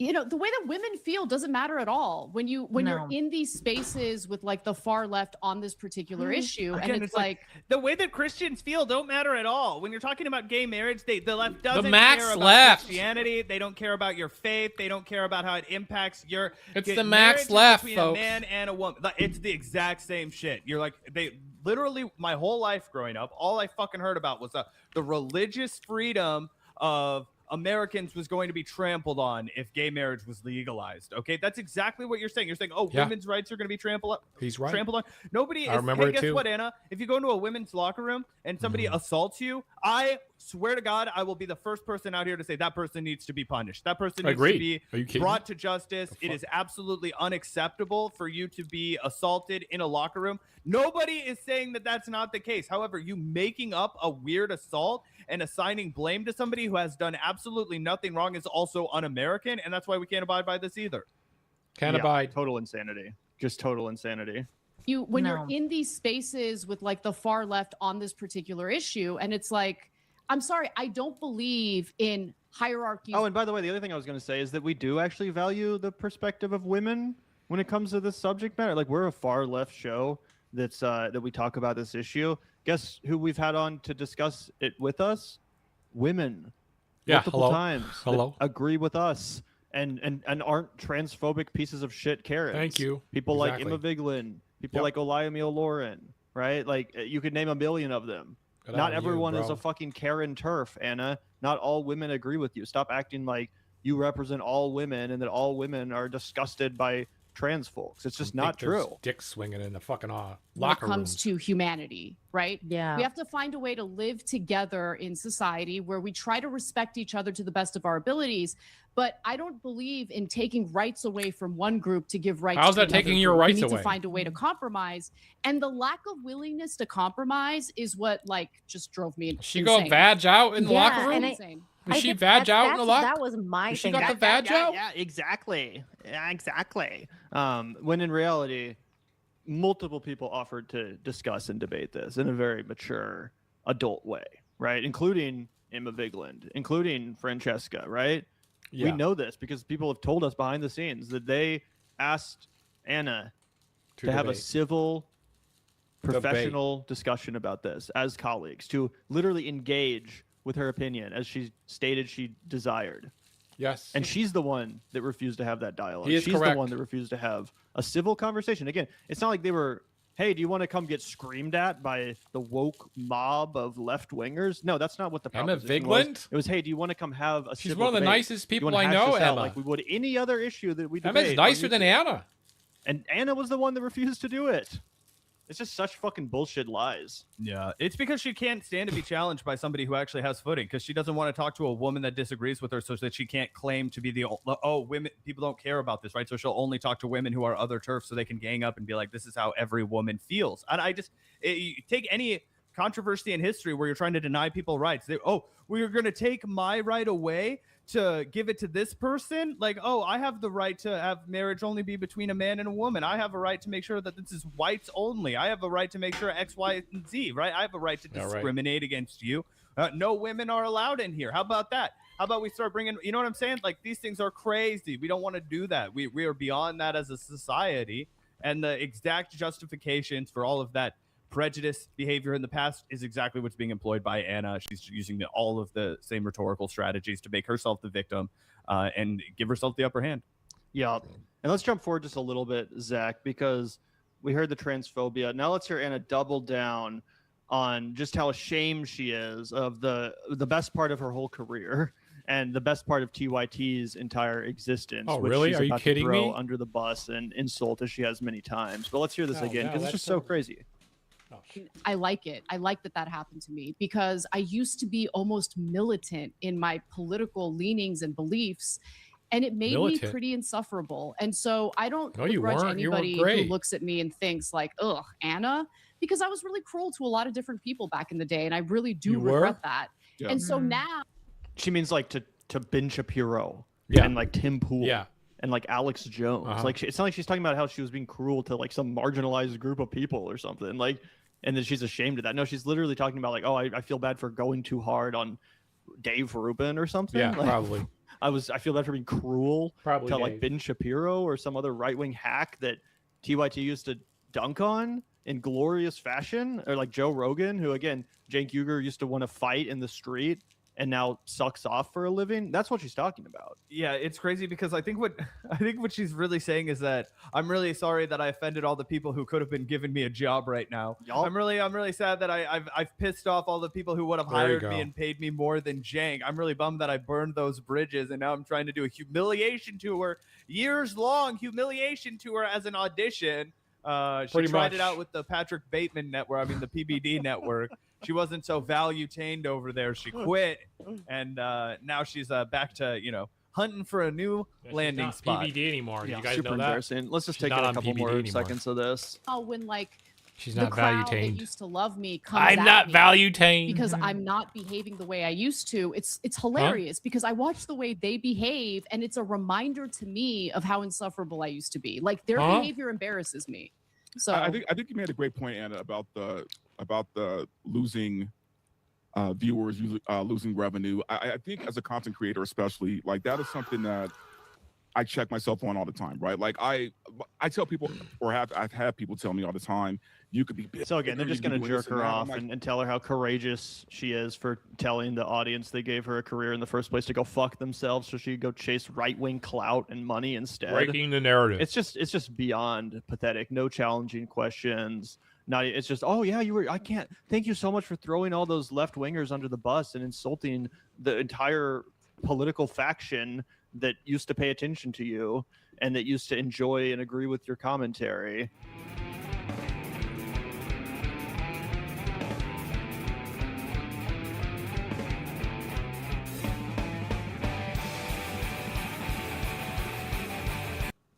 All right, Uncle Sam. To say that this Iran war has been a disaster every single step of the way would be a massive understatement. At least 13 U.S. service people have been killed, hundreds wounded. More like Emma. The new figures in terms of the death toll in Iran is 3,000. And a reminder that we bombed that girls' school. Children are among those dead. Israel's also been bombing Lebanon over and over again. They have bombed central Beirut and killed around 1,000 people in Lebanon since February 28th. Just bombing apartment complexes. And now, apparently, more troops, U.S. troops, are a real possibility in this spiraling war, the escalation trap that Trump has entered us into. Reuters reported last night that Trump is considering deploying thousands of troops in addition to the around 2,000 Marines that are already on their way. They want to go to send ground forces, or they're talking about options about sending them to Iran's Karg Island, which we just bombed. That's the hub for a lot of Iran's oil exports. That seems like boots on the ground. Island is a land, right? I guess they don't count boots on the ground if we have this entire naval armada encircling Iran, but that's boots on the sea, I guess. Look at a map. Karg Island, if any troops go there, they will be immediately, in my opinion, hit with missiles from Iran. There's no way Iran's going to allow them to take that island. And also, it looks a lot like Little St. James. Size-wise. Size-wise, well, I mean, I have a suggestion for how we could repurpose Little St. James and send some people over there.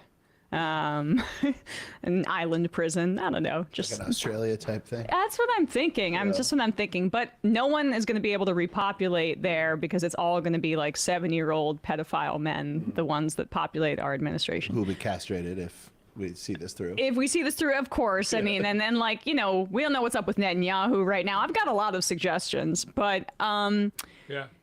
NATO allies refused Trump's demand that they send their own troops into harm's way because Trump was toying with the idea, as we just said, of the U.S. Navy escorting these oil tankers, but didn't want the political blowback of what would happen when inevitably Iran would bomb U.S. troops. So Trump's like, hey, Europe, can you put your bodies on the line so I don't have to take the political hit?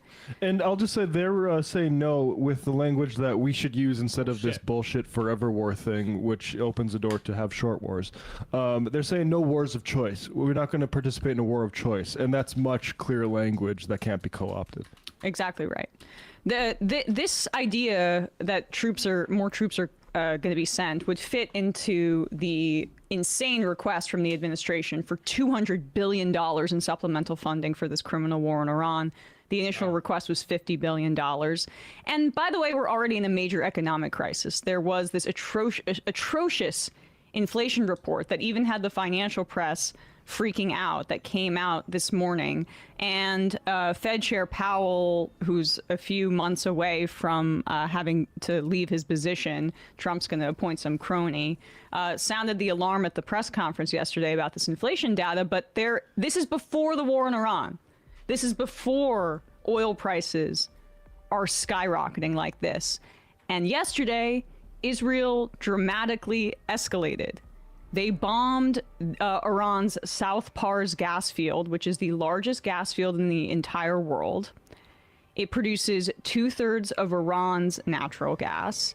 And this is an attack on Iran's economic infrastructure. So, of course, they retaliate. They lobbed missiles at Israel, Iran. They struck the UAE, Saudi Arabia, and Kuwait, and they struck their energy infrastructure as well. But most importantly, they hit Qatar's LNG site.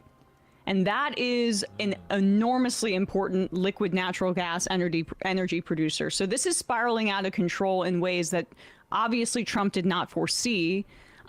He's trying to fill in the gaps with removing sanctions on Iranian oil has been floated. Of course, he's talked about waiving the Jones Act. They waived the Jones Act for 60 days to try to slow the bleeding here. But here is Trump's statement on this. Truth Social last night. He says, Israel, out of anger for what has taken place in the Middle East, has violently lashed out at a major facility known as South Pars gas field in Iran. A relatively small section of the whole has been hit. The United States knew nothing about this particular attack, and the country of Qatar was in no way, shape, or form involved with it, nor did it have any idea that it was going to happen. Unfortunately, Iran did not know this or any of the pertinent facts pertaining to the South Pars attack. What are you talking? Oh, okay. Okay. So he's trying to claim that Israel acted alone with all the weapons and the diplomatic cover and everything that we give them. And the license to act alone that we give them. Yes. But he's Qatar. The Qataris must have given him a call and said, "Are you effing kidding me? We gave you a $400 million plane free of charge. We appealed to you directly, not through like the Zionist lobby, buddy. We did it in the language that you usually appreciate, which is a literal gift to you, a luxury item." And you're still allowing your attack dog in the Middle East to target our energy Has infrastructure. to be a gift, otherwise I can't accept it. Really, really scary and significant. But Iran's not the attack dog. Israel's the attack dog. Iran. That's what I meant to Qatar, say. Yeah. Did I? What did Qatar I say? Iran attacked Qatar. You implied that Israel attacked Qatar by saying the attack dog. Oh. Unless I misunderstood. No, To be fair, Israel did attack Qatar earlier. I meant to say Israel attacked Iran as our attack dog in the Middle East, and then Iran retaliated, and that is the blowback for it. Thank you for clarifying my sentence structure there. But in 24 hours, this is what we have to kind of get our hands around. And so, the Gulf states here are kind of understanding that they're the little brother of the United States. They're feeling this because we're prioritizing Israel above all. Qatar gave Trump this plane. They're still bearing the brunt of this, and they're not getting the defense that we provide to Israel. So they're obviously furious, and Trump had to come out with this Truth Social statement and disavow what Israel did. But I'm honestly so I just am a little bit in disbelief when you see the discourse online about Trump's relationship with Israel versus Biden, because here on the left we're actually consistent. We talked all the time about how Biden could have reigned in Israel during this genocide over and over again. Cut off arms tomorrow. This is how you yank on the leash. And yet you have Tucker Carlson, you have Republican commentators, conservatives, what have you, blaming solely Israel for this war, because we see where this is going. They're trying to make it into a cabal of Jews that are running our foreign policy and manipulating the somehow strong but also simultaneously incredibly weak president into this war. Is Trump the authoritarian with all of the power, or is he the completely supplicant to Israel? Pick one.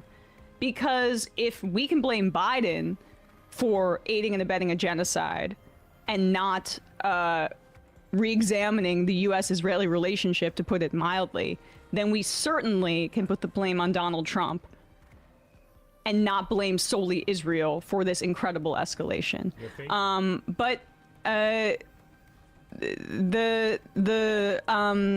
Here, hold on. Let's pull up number 2 then here. Here's Pete Hegseth. What happened? Asked about this very question about how this is number 2, right? This is Pete Hegseth this morning asked about this very question Level 25, about Israel's involvement in this war. Take one more right here. Thank you, sir. Thank you, Mr. Chairman. Jordan Conradson with the Gateway Pundit. So with the strike yesterday on South Pars gas field, if the U.S. didn't know about it or didn't approve of it, it kind of seems like a trend of Israel apparently pursuing their own objectives over U.S. objectives. I'm not sure if you agree with that, but the president has said he doesn't want to hit Iran's oil infrastructure right now. As you said, the U.S. avoided this on Park Island. Oil's nearing $120. Why are we helping Israel prosecute this war if they're going to pursue their own objectives? We hold the cards. We have objectives. Those objectives are clear. We have allies pursuing objectives as well. And the truth speaks for itself. I mean, President Trump was very clear about that. Iran has weaponized energy for decades. Israel clearly sent a warning, and POTUS has made it like clear, I said, I wanted to hear very what they clear. had to say about this. Iran knows when you hit Karg Island and you hit military capabilities on Karg Island, which is the only thing we hit, we can hold anything at issue. Anything. The United States military controls the fate of that country. Iran has the ability to make the right choices. It should not, going forward, target Arab allies, Arab countries, trying to create pain, the pain that they created themselves. Thank you all very much. They should not? They should not. Well, they're gonna, and they've already done it. And that's the problem. That's why you have the GCC countries that are furious at the president right now. And we've played Pete Hegseth, this old clip of him speaking about how we should be targeting Iranian energy infrastructure, economic infrastructure, and cultural sites, and saying things like the only thing that these people understand is strength. You know, perhaps the Islamophobia of the Secretary of War is getting in the way of him having like a full understanding of how, say, our supposed partners in the region are going to respond to the very simplistic language of violence that you're teaching these simple people.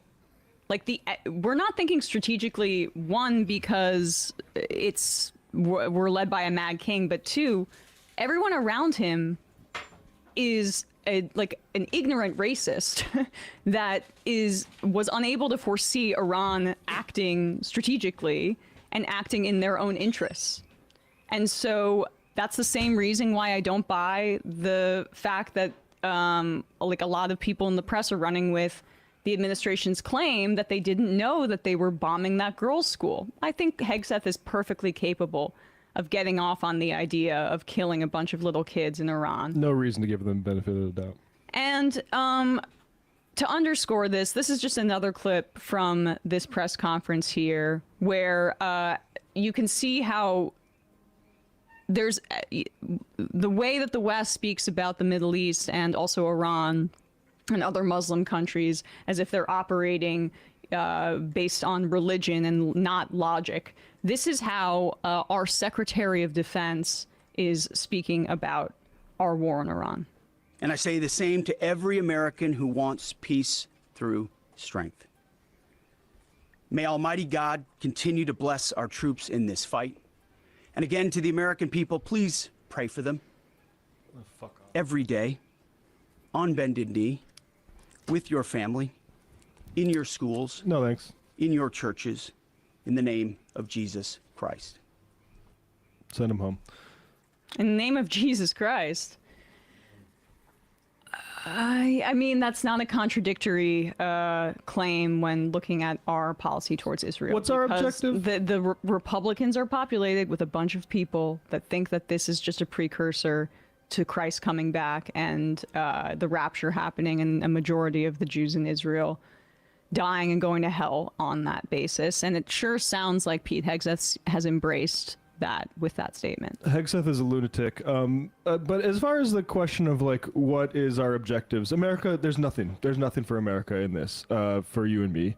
And I'll just go back to a Tony Judd quote from Israel the Alternative in a book that Emma's going to be reading on her on the plane. Thank you for that ebook. This is from I think the best essay in that. Here's just one section. It is now tacitly conceded by those in a position to know that America's reasons for going to war in Iraq were not necessarily those advertised at the time.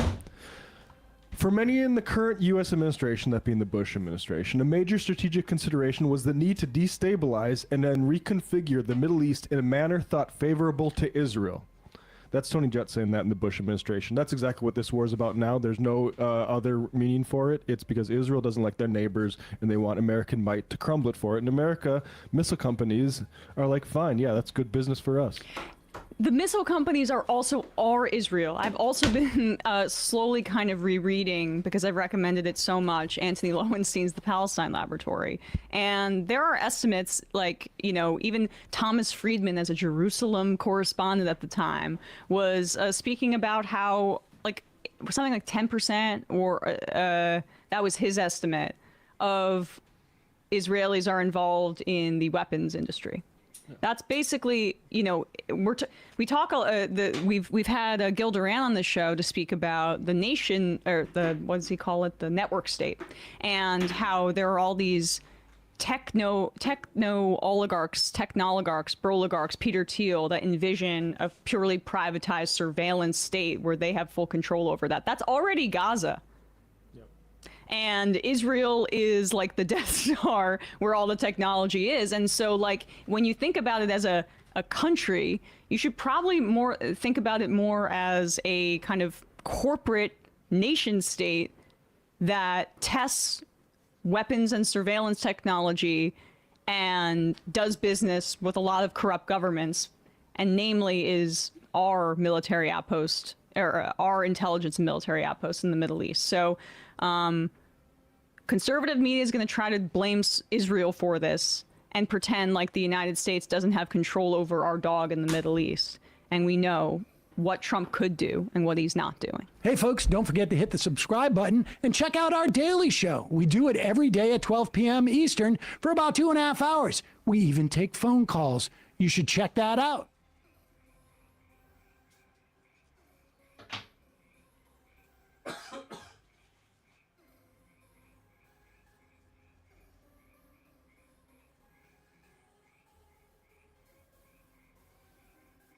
So Jon Stewart put together a clip here that shows back to back to back what Trump has said about this illegal and offensive war against Iran. And you're not going to be surprised to learn that they're basically waging war on logic. They're basically waging war on logic and facts and reality. And he's contradicting himself like casually every time he opens his mouth. Education is the word of the day. Let's take a look at this, and then we'll break it down. Here we go. To clear up all the confusion about this war, I've assembled an expert panel to help explain what the war is actually about in a lucid and clear-cut way. Let's go. Please welcome to the program President Donald Trump, Donald J. Trump, DJT, and John Barron. Guys, gentlemen. John now. Gentlemen, thank you so much for joining me today. It's great to be here and great to be back. It's a great honor to be here. I just want to say it's a pleasure to be with you. I have no idea who you are, but that's okay. Good one. But all right, let's get right into it. Look, let's just start with the basics. There's been some confusion over whether or not we are even at war. Can you clarify for us if America is at war? I'll start with you, Donald Trump. This was just an excursion into something that had to be done. Okay, all right, thank you. It's not a war, it's an excursion. President Trump, do you agree? This is an excursion, a little excursion, and I think it's only that. Okay, so it's actually like a minor, just like a walkabout, like a bit of an exploding amble, if you will. John Barron, how is this excursion going, this little Susan of... We're winning the war by a lot. So it's a war? Because earlier we heard President Trump and Donald Trump say it's an excursion. Yeah. It's both. It's an excursion that will keep us out of a war. Okay. All right, DJT, it's both a war and an excursion that will stop the war that it isn't. Okay, by the way, all of MAGA has done this. I don't know if you guys remember, but within the first 3 or 4 days of the war, you had different factions of MAGA would come out, and some of them would say there's so many mosquitoes outside. Some of them would say it isn't a war. Sometimes you'd have the same person say multiple different things. Sometimes they would literally argue with you if you dared call it a war. So stop and think about this. The fact that they couldn't even all get on the same page about that, about what their fucking propaganda strategy is to describe it. What does that tell you about their strategy in the war? It's a war. Right? If you can't even not cover a war. the basics, the bare minimum. It's already a war. Like, hey, stopping the here's war what by we're going to ending say it. about this. There's By zero that I mean hope extending that you it. have That's any right. clue about how to open the Strait of Hormuz. Right? Or you looked ahead multiple different chess moves to see if we do this, they're going to do that, and we should We're do mixing this. Earth Not good, politics. y'all. Not good. Excursion in the streets, war in the sheets. Is that what I'm hearing? Yeah. Sounds good to me. I bet it does, sir. But thank you so much for not clearing that up. Do you have any sense of how long this is going to go? Combat operations continue at this time in full force, and they will continue Full until force. That's all of right. our objectives are achieved. Understood. So obviously we have to bear down and achieve all these objectives before we could ever just stand up and say it's over, we won. We won the bet. In the first hour, it was over. That was 2 weeks ago. So the objectives, if we won and our objectives are met, and that was 2 weeks ago, why are we still at war? We've already won in many ways, but we haven't won enough. Motherfucker! In many ways we won, but so not we're there enough. till we win. We've won. We haven't won enough. I'm sorry. We've got Don from Palm Beach on the line, sir. Oh. You said the war will end when actually we achieve our hilarious. objectives, and they're very clear, and that we've won, very good. but not won enough. Sir, if Yes, you can, very how good, will we very know good. then when we've won enough? When I feel it. When I feel it in my bones.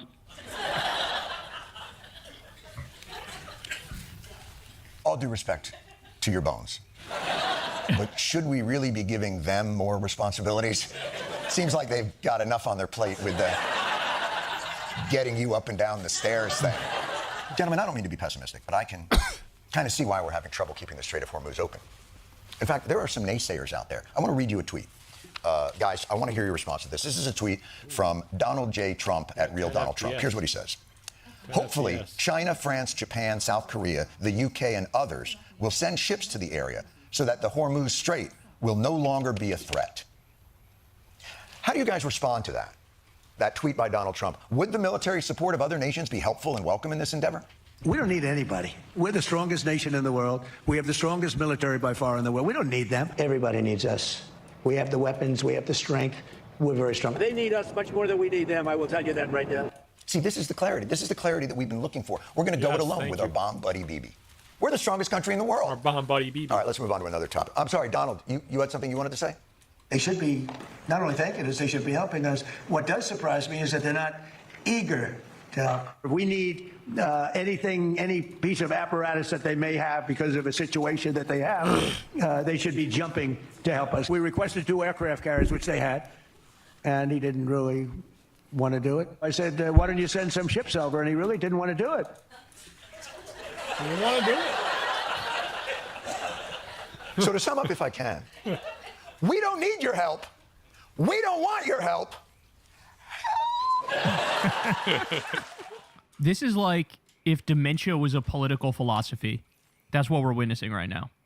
That's what we're witnessing right now. And as I tell you guys, this is right-wing postmodernism to the max. Postmodernism is all about there is no objective truth, there is no empirical truth, there's only the narrative truth, the truth you make up. And this is what that ideology in reality comes down to. And then if you're a Republican, you need to shut your brain off and just go along for the ride. You're not allowed to come out and tell the truth and say, you're contradicting yourself, and you're a hypocrite, and you're an idiot, and none of this makes any fucking sense. I know it's hard to imagine, but we're not the only people affected by this bombing campaign. The Iranian people, along with suffering under this terrible regime, are now living through an intense aerial bombardment. Gentlemen, what's your message to the Iranian people? Now is the time to stand up for the Iranian people and help take back your country. Now is the time to seize control of your destiny. I call upon all Iranian patriots who yearn for freedom to seize this moment. Well, that's big. You're calling on the Iranian people to try to overthrow their own government. Donnie, down in Palm Beach, do you agree with that statement? So I really think that's a big hurdle to climb for people that don't have weapons. Who's going to do that? They literally have people in the streets with machine guns, machine gunning people down if they want to protest, okay? Sir, it's an excellent point. Donnie makes an excellent point. Guys, there seems to be some disagreement amongst the Trumps on the merits of, let's call it an Iranuary 6th type movement. And I've got to be honest with you guys. I mean this. There are others even more critical of your decision to launch this war. I'm going to play you this for you, and then I'd like your reaction. Our president will start a war with Iran because he has absolutely no ability to negotiate. Guys, I mean, you can dismiss the comment, but that's from the author of The Art of the Deal. How do you respond? I would say that it's one of the dumbest things I've ever heard. Really are a loser. What an idiot. What a jerk. Low IQ. He's a low IQ individual.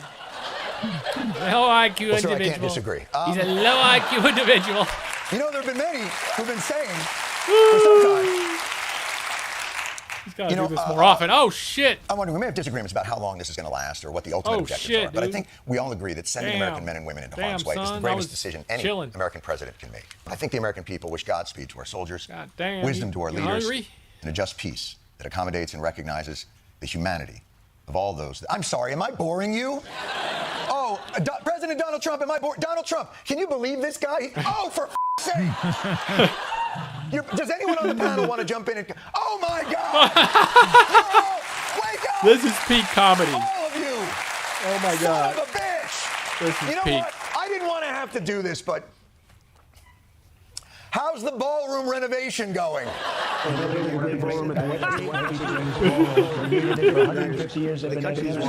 Oh my God. So true. He's got him nailed. That's exactly right. He fucking lights up when he's talking about the Jeffrey Epstein Memorial Ballroom, when he's talking about the Arc de Trump, when he's talking about the fucking shitty Ramada Inn patio that he did to the Rose Garden, when he talks about any of these little Make-A-Wish kid projects that he's giving himself.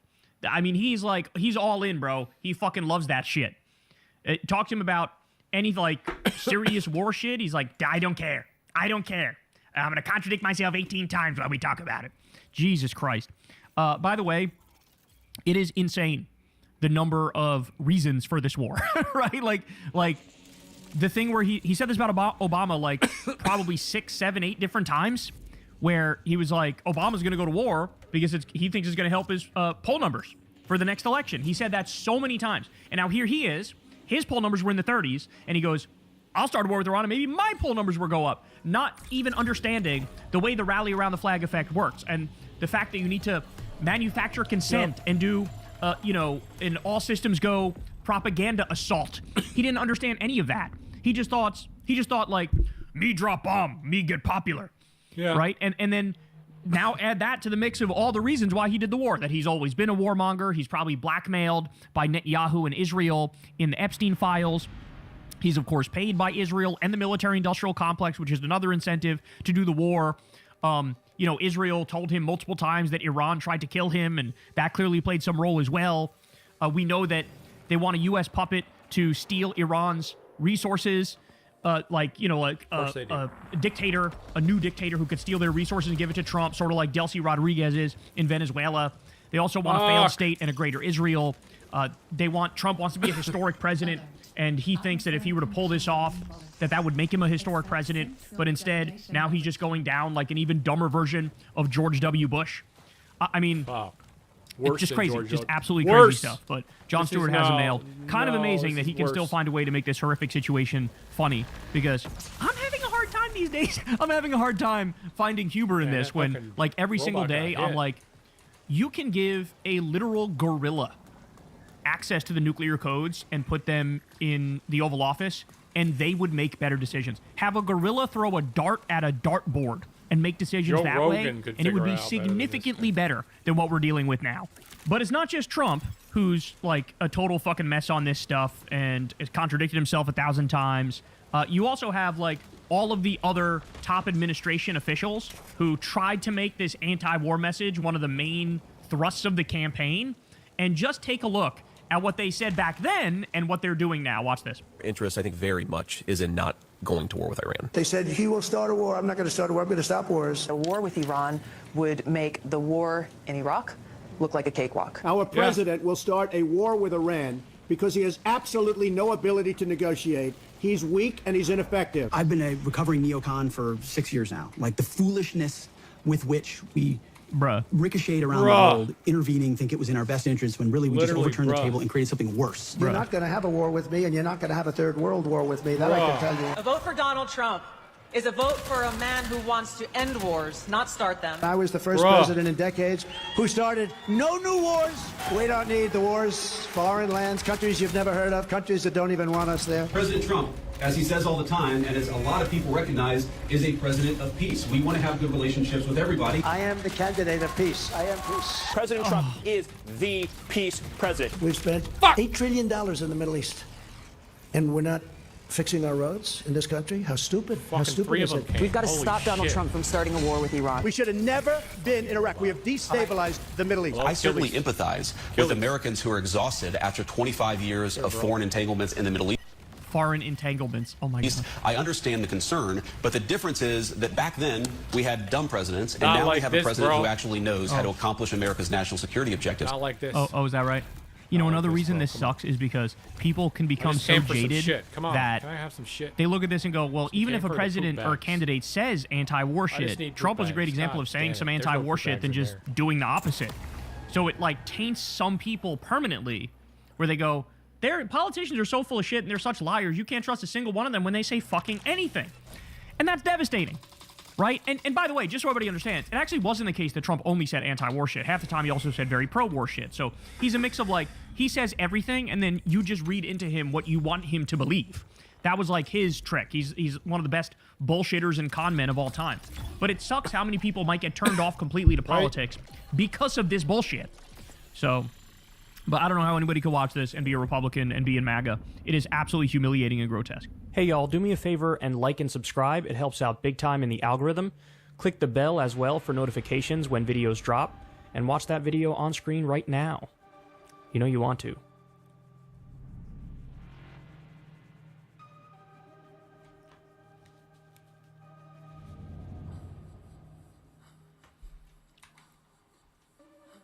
All right, y'all. So the MAGA goons are really having a difficult time selling Trump's illegal and offensive war with Iran.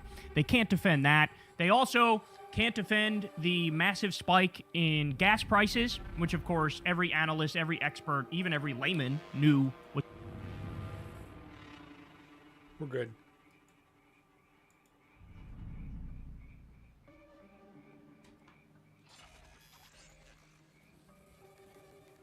Who knew? Who knew gas prices could go up this much?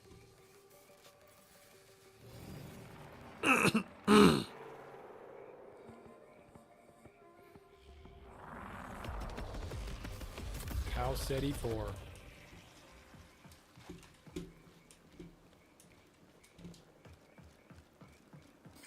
Warning. Localized threats detected. Risk assessment advised.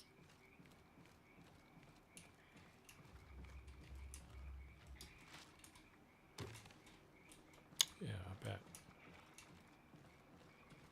Just need to get here. Oh, good. This might be a good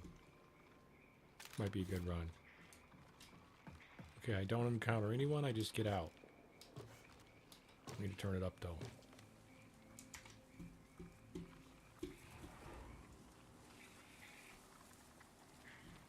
Why is it unregistered?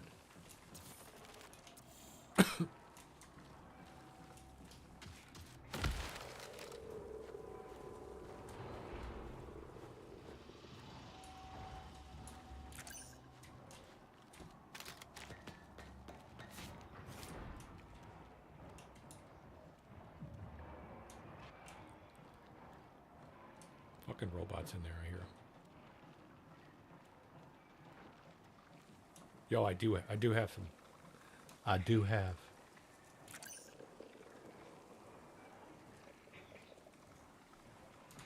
I do have me some cloak. Well, I'm just going for the. Oh, I hear someone.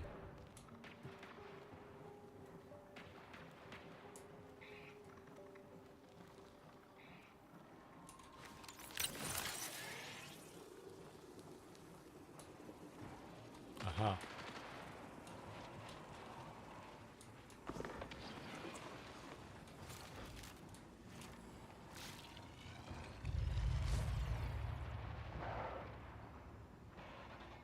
Oh shit.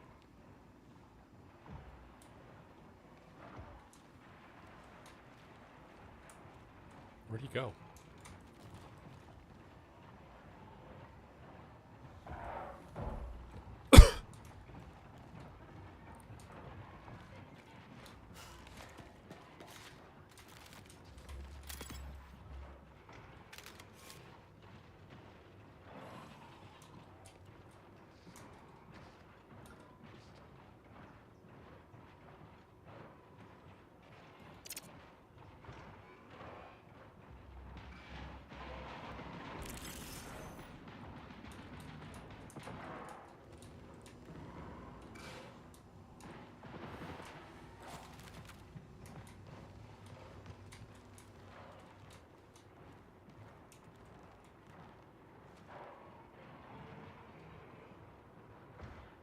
Oh, please give me a cloak. Give me a cloak. Give me a cloak. Give me a cloak.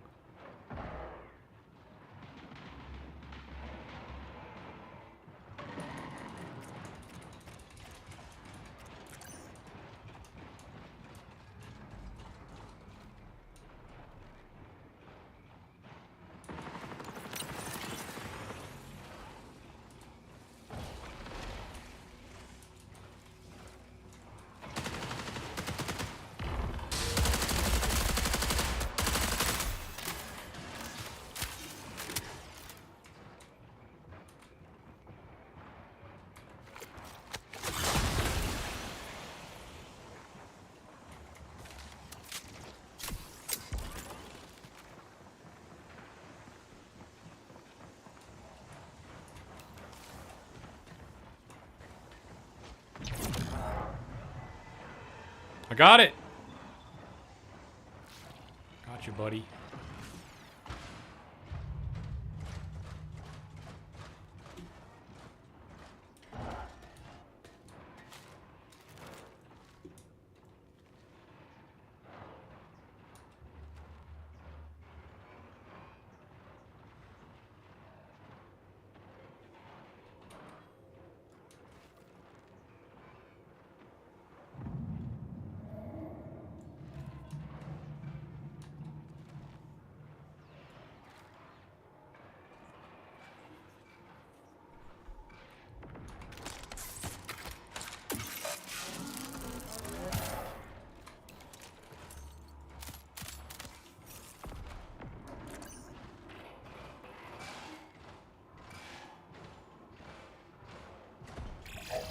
Signal recall window closes in 20 minutes.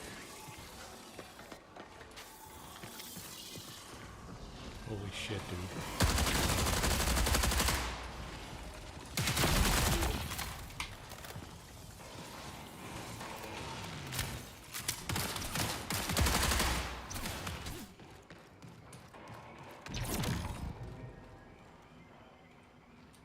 Did you see that? Did you see that, chat? Holy shit. I cloaked and he came behind me. He was cloaked.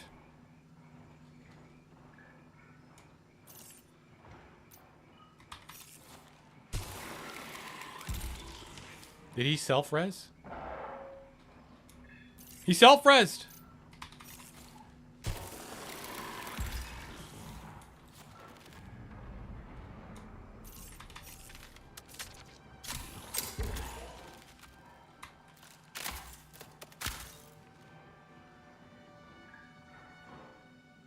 Fuck.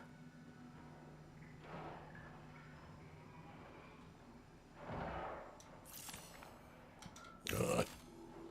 You coming, buddy?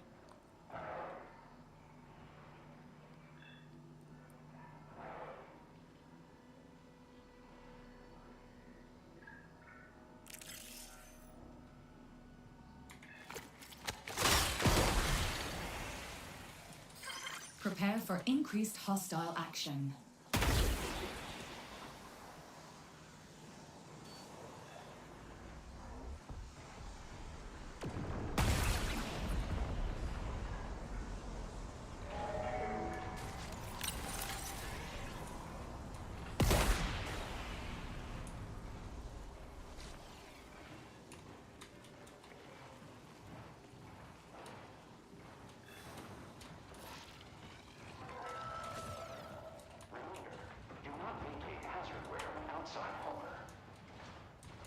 Damn, there's too many robots in here. Fuck.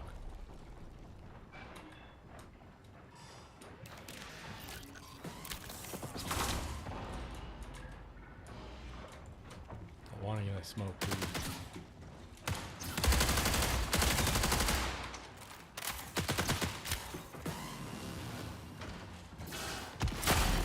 Fuck.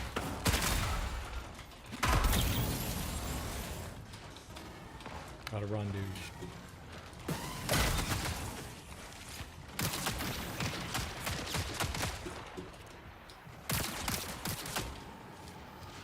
Gotta run, dude.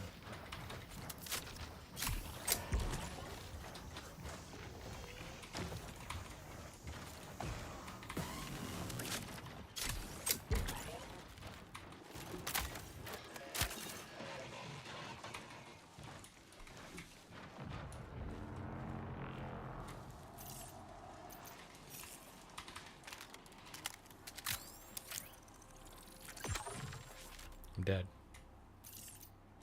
I'm dead.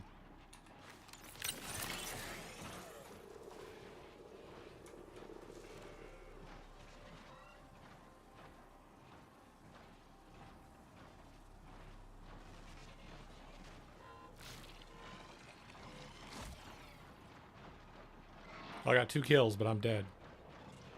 Or no, I got 1 because that guy rezzed himself, didn't he? Fuck.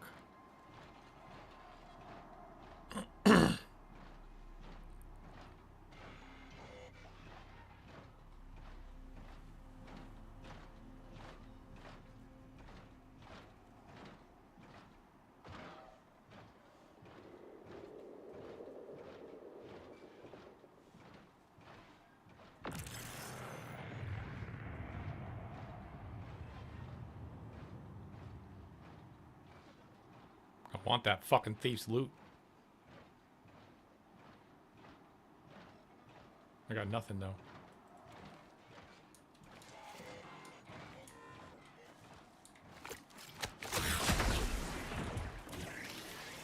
I gotta leave.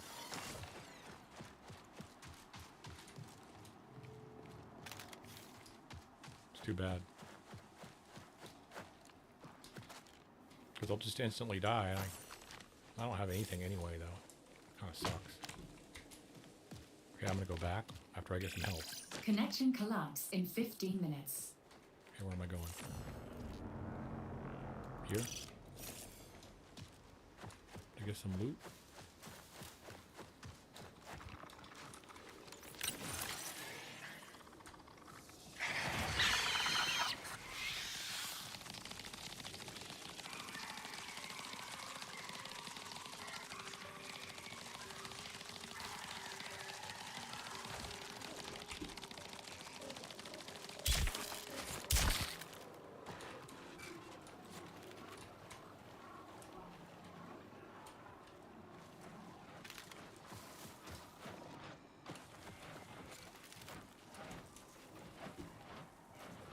Fuck me, dude. Fucked.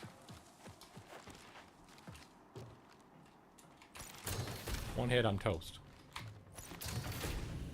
Oh well, I'm just gonna dig in here.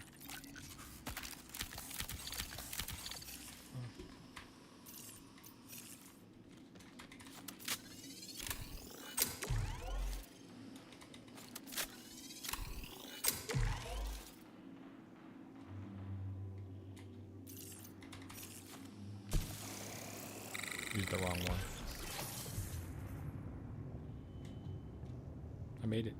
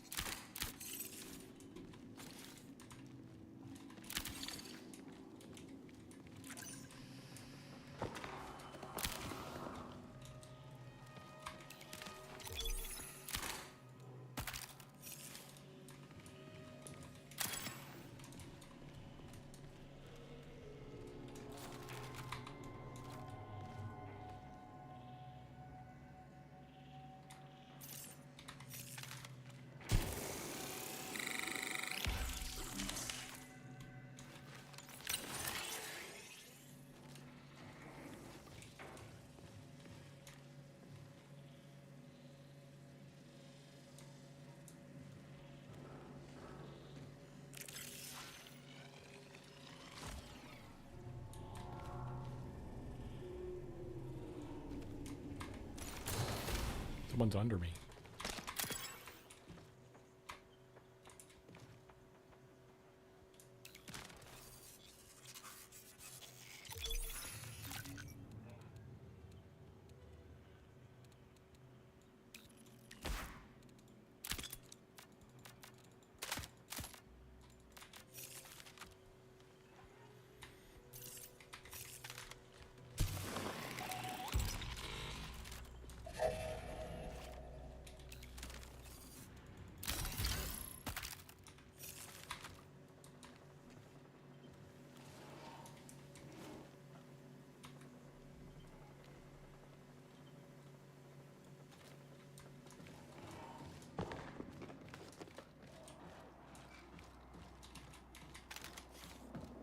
Okay.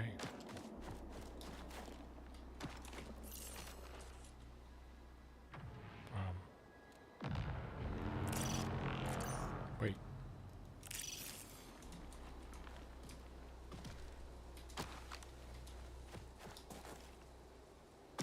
What I don't do is get greedy.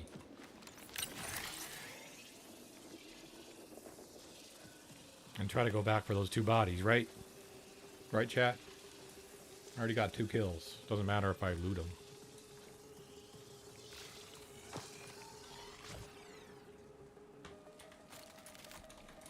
You know, just extract like a good boy, right?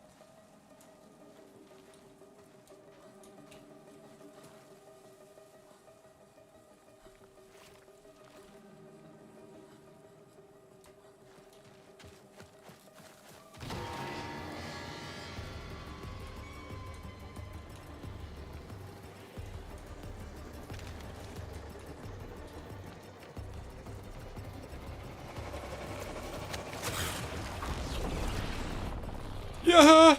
Hell yeah!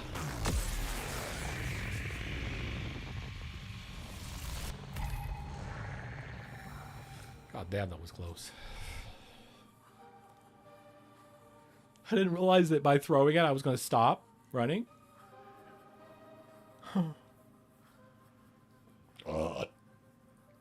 When I heard that sound, I was like, uh-oh.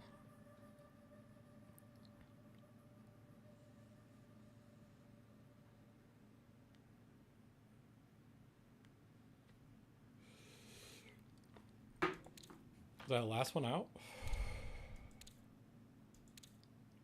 Besides that guy? What happened? Did I not get out? What happened?